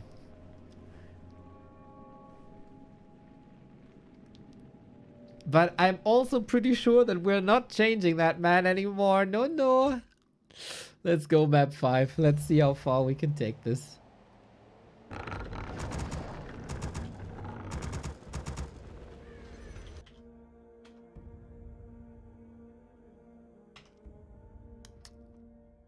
Yeah, this is a...